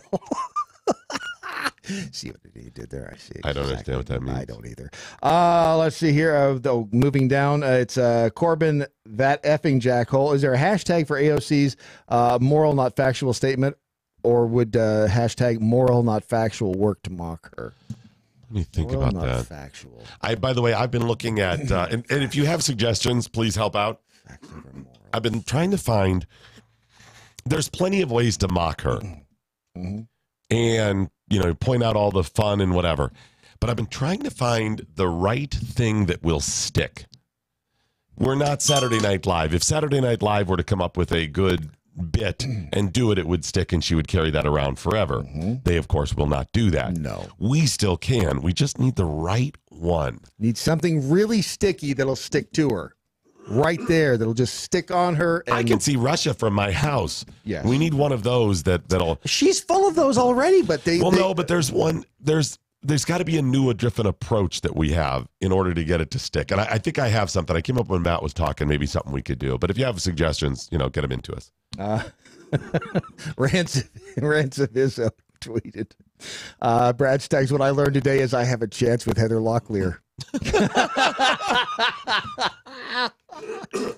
Yep, it's absolutely possible. I'm just not sure you'd want to. I'm not sure you'd want to take that chance, or with the monkeys in Florida. Just either way.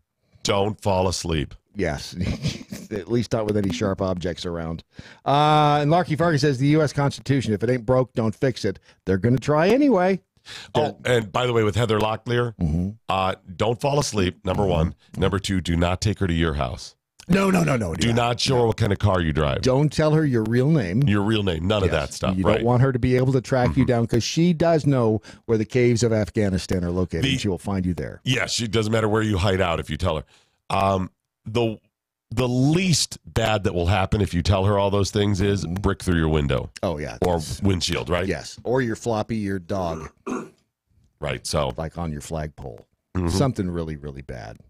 There's something you can do to fight all of this crazy Alexandria Ocasio-Cortez stuff aside from the mocking. And I'm still looking for some sort of idea. So if you've got them, get them into us. But something really simple is switching your mobile account to Patriot Mobile. Yes, that is. I've always said it's the lazy man's way to do it. And there's no. The thing is, you're not being lazy. What you're doing is you're going to work every day. You're doing the things that a normal human being does on a day-to-day basis. You're providing for your family. You're doing what you have to do. Who has time to devote to marches and things like that? With this, you're just paying your cell phone bill every month, and you're putting your money toward good conservative causes. Right, because you likely are going to save money. You're going to get amazing deals, great coverage. So it's a great product, and you're going to save money. Switch over. And then you find out about this whole, they give a little bit of money to conservative causes. Right. Okay, that's a pretty good deal. Right. Yes. This is like, do you ever go to buy something, right? More expensive things, going to be hundreds, whatever, dollars. And then you get there and you're like, holy crud. It's a better model and cheaper than I realized. Right. Way cheaper. And you're like, yes. And you get to the cash register and they're like, oh, well, it's our such and such deal. There's 10% off. Yes. It's like, you're like, I can't believe it. There's another deal. Every once in a while that happens. That's what Patriot Mobile's like. Yeah, right? it is. And you can keep the phone you have. If you love the phone that you have, you don't have to get a new number. You don't have to get a new phone. But if you want a new phone, they have deals on, they have like killer deals on like the model just previous, whatever it is. It may not be the top of the line, but you can get it for like a penny. A lot of these phones. It really is. They have some amazing deals. And if you really want to do something, not only for yourself to save money, but something that makes you feel like you've done something to hold back the progressive tide. And how would they find us? They would go to patriotmobile.com/doc, where they can see a delightful picture of you with different hair. That's patriotmobile.com/doc. Go there now and see what kind of deal you can find. And just use promo code DOC. I am tired of being mislabeled. All right.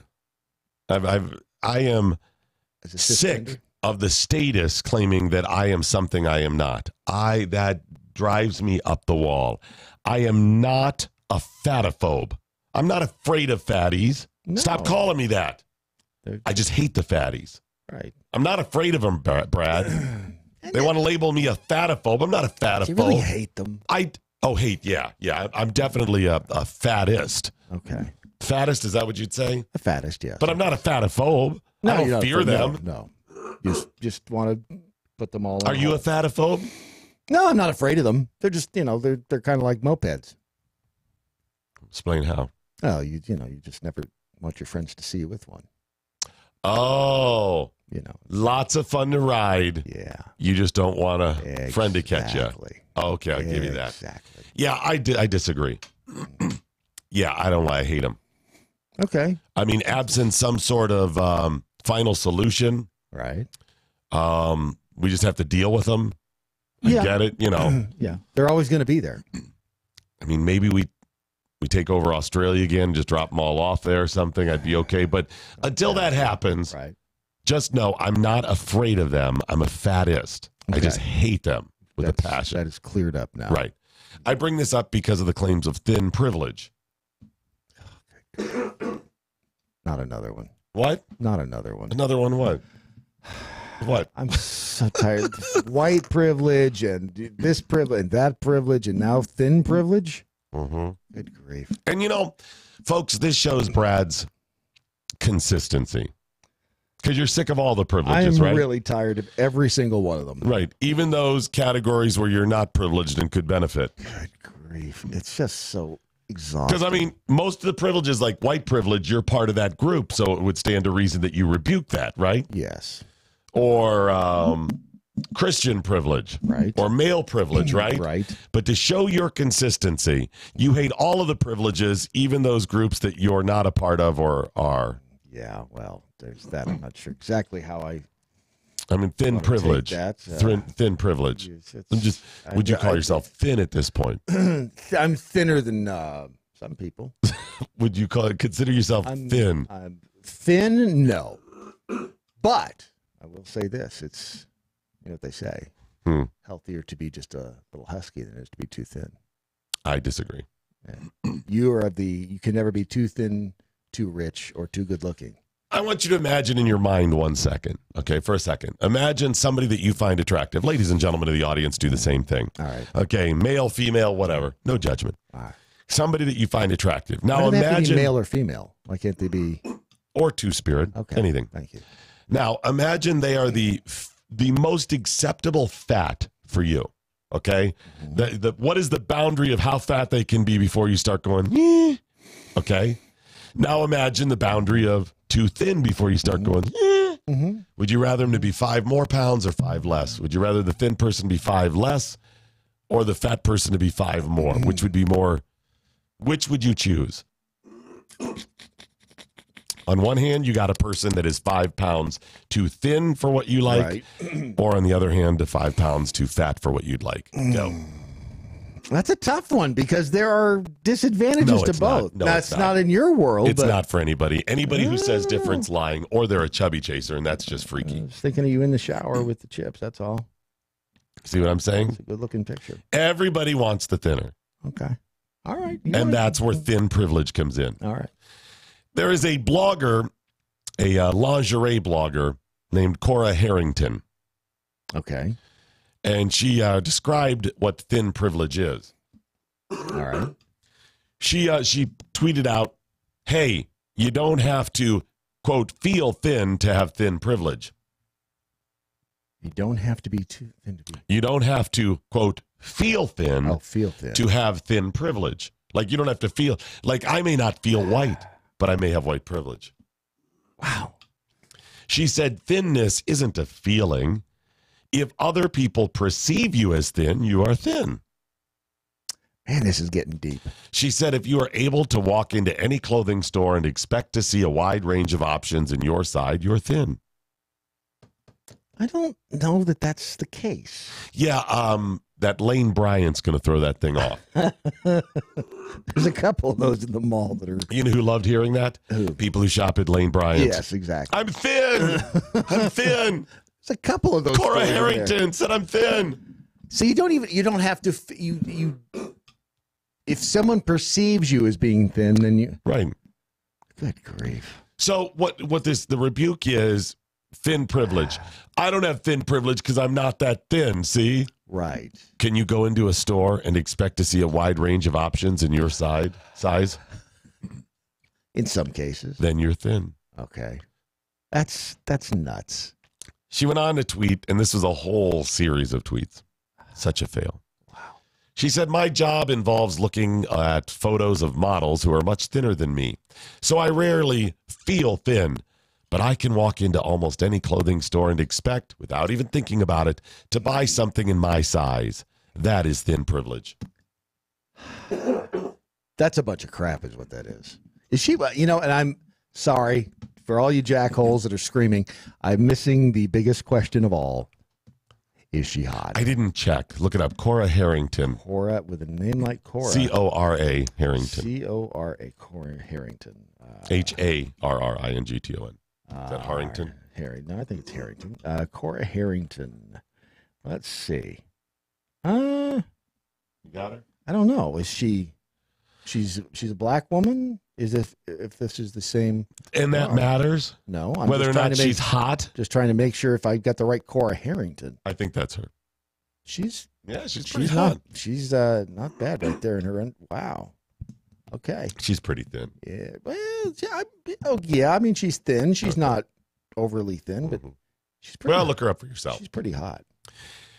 So that's where thin privilege comes in, Brad. But if she's saying you can walk in without even thinking about it and buy something in your size, that's thin privilege. So what you're telling me is I do not have height privilege. Well, height privilege could go either way. Yes, it could. And by the way, couldn't there also be fat privilege? Yes. Because if you're too thin, you would also fall into the. In other words, it's a range. The reason there are sizes in the store for certain people is not thin or fat privilege. It's the range where companies produce stuff where they will be able to reach the most number of people. Yes. Yeah, where they can sell the most number of items and make the most money. That's just common sense. So I would be willing to think that most gloves you buy have 5 fingers. And there are some without people doing some research, I'd tend to agree with you. Okay, so that's finger privilege? In other words, it's a range, and it's based on what they're going to be able to sell. That's not privilege. Do you know how difficult it is to find clothes in my size because of my height? Very difficult. The internet has made it much easier because you can search, online. But prior to that, walking into a store, pain in the butt. Yes, and shoes? Oh, shoes, yes. Yes. Back in the day, size 13 or 14. Good luck with that. Now they have them, but they're still too damn narrow. Right. So, yes, everybody, the problem with all this privilege stuff is that there has to be a victim in it. There's a victim in all of this. She said, no one looks at a photo of me online and tells me I need to lose weight or sees me out and about eating a cookie or ice cream cone and sneers at me in disgust. Does that happen with people that are fat eating an ice cream cone or a cookie? Haven't you ever done that?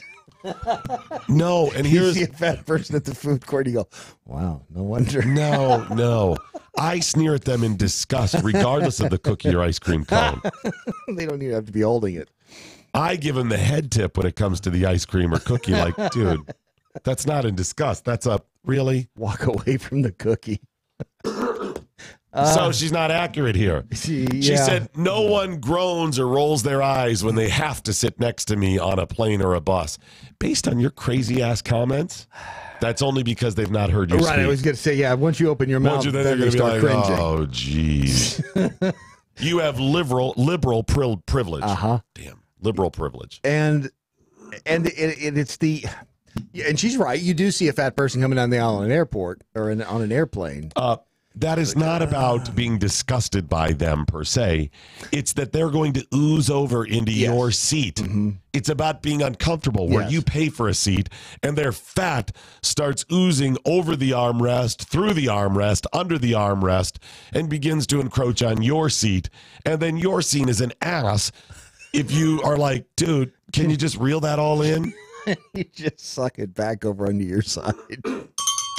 It really does get uncomfortable. Right. But actually, if she did come down the aisle, I'd say, hey, I hope she sits here because I can put my headphones on and not listen to her. She said, in fact, no one comments on my body at all. The ability to move through life without people insisting you need to be a smaller size if you don't have to think about that. It's privilege. I see. That's... She's stirring the pot. That's all she's doing. She's just trying to stir things up. I'm tired of the word privilege with this. It's nonsense. Yes. It's crap. That's a problem. There are some intangibles like ugly. That's like pornography. I can't describe. I can tell you. Well, there's that. First of all, you're right. But you can do some things to improve your looks. You can do some things, here or there. But if you are really, really ugly, yeah, you're just SOL. You can make it better, but you're never going to be like, oh my gosh, look at him. No. Sometimes fat is not controllable. Right. Most of the times it is. Well, but who's that? The Ashley, what's her name? The fat, Judd? No, the fat one on Instagram with the. I say fat. This may shock you, but I don't know a lot of fat chicks on Ashley Instagram. Graham. That's it, Ashley. Thank you. Yeah, see, I hate the Graham. fatties. I'm a fattest. Don't forget. I wouldn't know that she's not. She's not a thin woman. What is she known for? Plus size model. Plus Then size she's model. fat. And she's hot. Then she's not hot. She's hot. She's not. She's Is she fat. hot, Ron? She hot? I think she's hot. She's not. She's pretty fat. hot. You're just telling me she's plus size. That means she's not hot. She's pretty hot. I'd have to say she's hot. What was your point about bringing her up? Hell if I know. You got me all off on a tangent. Okay. There. She's you don't think she's hot? The point is, most of these people can lose weight if they wanted to. Mm-hmm. It's not about thin privilege. Right. It's about you not losing the weight. Yes. Yeah. Seriously. Now, I mean, I'm joking about the hating the fatties. I don't particularly find larger women attractive. We all have our preferences. I don't want to date anybody whose clothes I can wear. It's ma'am. It's ma'am. Nothing wrong with it. People like fuller figures. People like a big booty. People like whatever. I do not. That's just how it is. And guess what? There's plenty of girls who don't like boys like me. Some girls do. Nice reference. Can't remember the Sawyer Brown. That's right. And that's all okay. I wish somebody had told me that when I was growing up. Yeah, they never tell you the important stuff. Right. Listen, ladies, men, you got a couple of extra pounds on you. You're the fatty. It's fine. You've made a choice in life. Guess what? I've been fat at times too. I got more weight on me right now than I've wanted to. And Riduzone has been helping me lose it. I'll be back down a little bit in a couple of days, or in a couple of weeks, rather. But you'll it's still be okay. ugly. But I'll still be ugly. No, and you're right about that, actually. I'm not an Adonis. I don't, I'm losing my hair like crazy. Yeah. There's a downside, too. My wife will say to me, she'll be like, you should consider getting the hair plugs. The hell does that mean?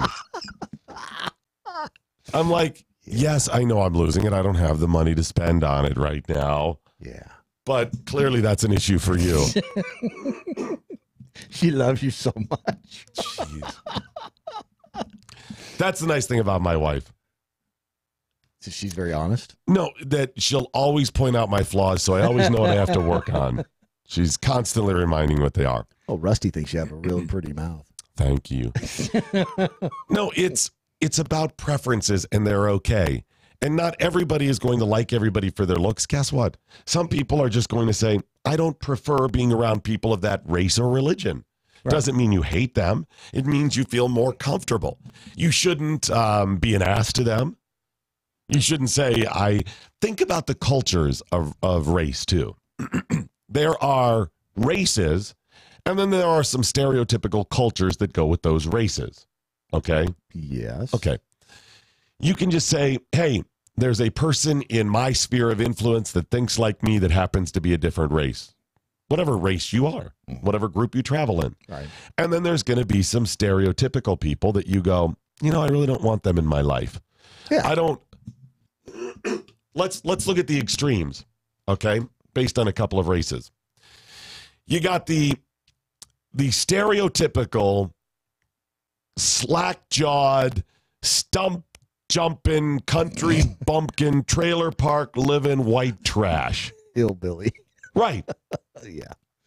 Yes. I'm allowed to say that because that's my people. There you go.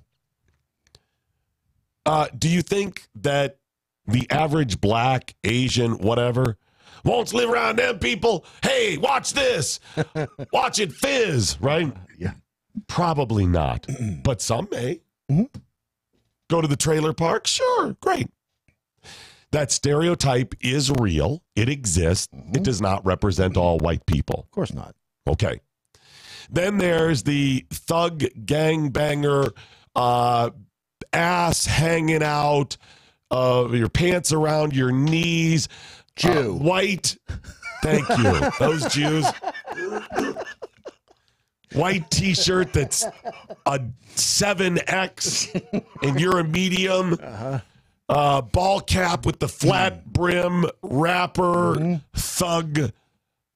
A lot of people don't want to be around them. Right. There's some white people that do. Yes. Is it all black people? Absolutely not. You know what? Dan brought up a good point. It's like, I don't hate you because you're black. I hate you because you're a dick. Thank you. And by the way, dickery knows no racial boundaries. No, it does not. It exists across the board. It knows no religious boundaries. No. Some, based on a moment in history or certain people, may be a little more prominent at the time or common in certain races or religions, but it knows no boundaries.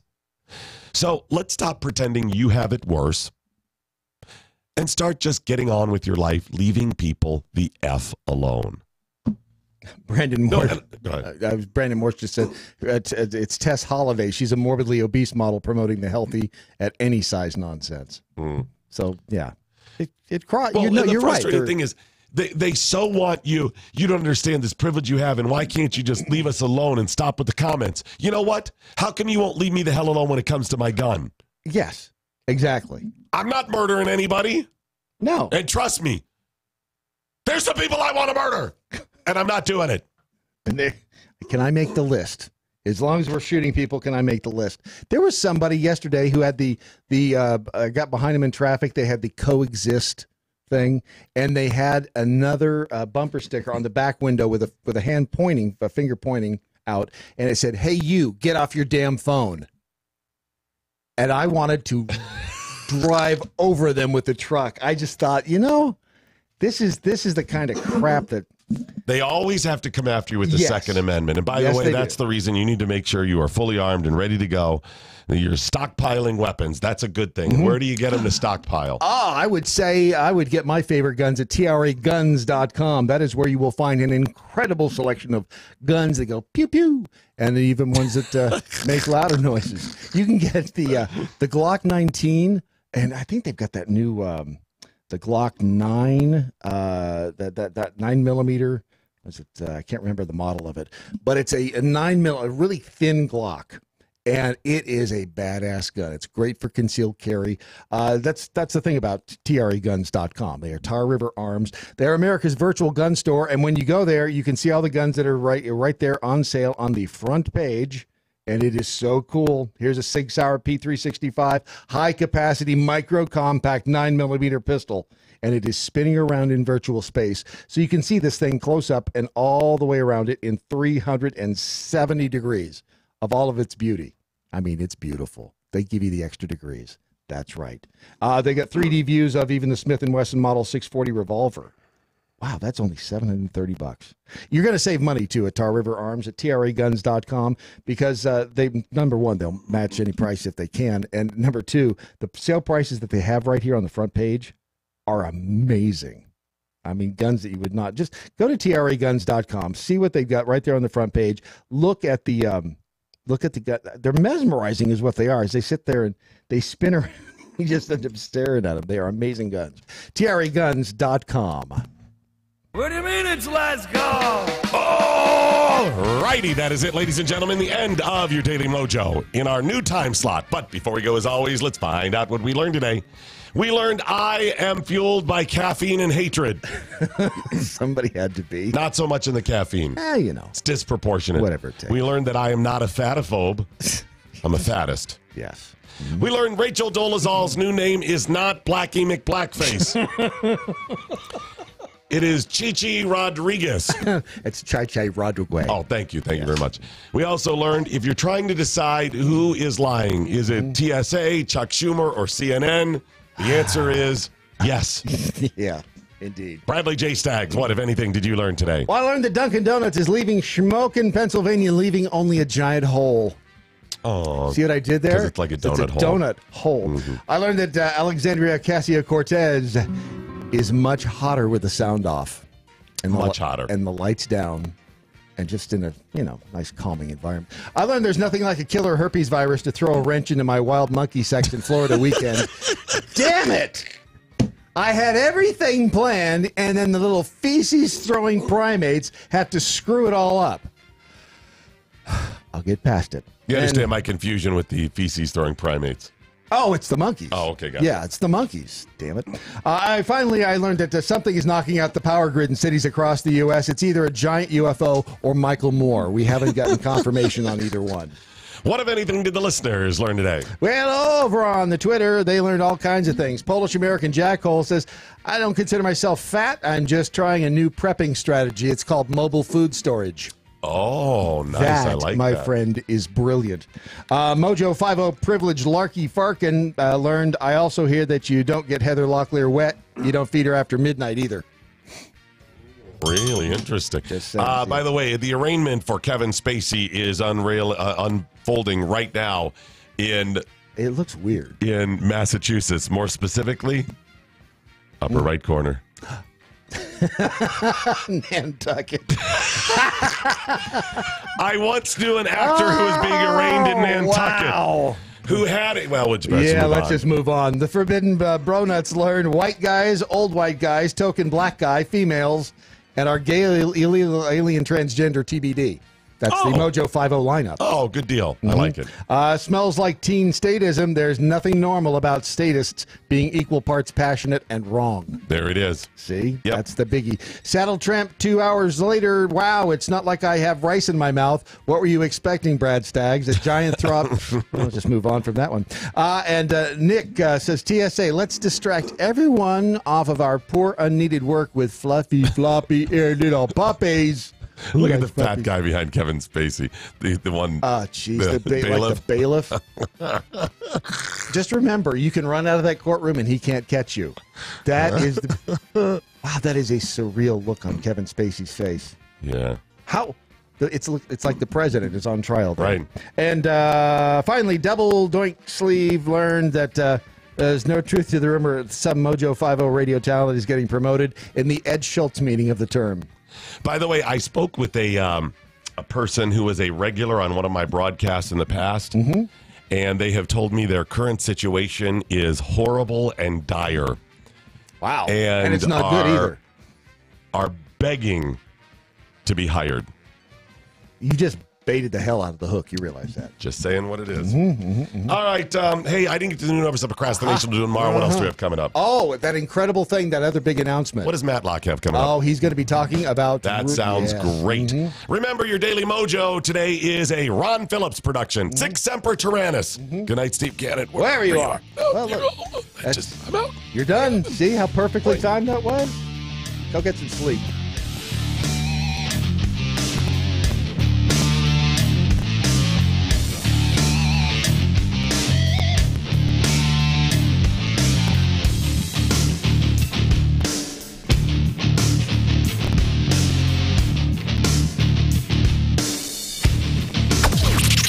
This is the seditious, rabble-rousing, liberty-loving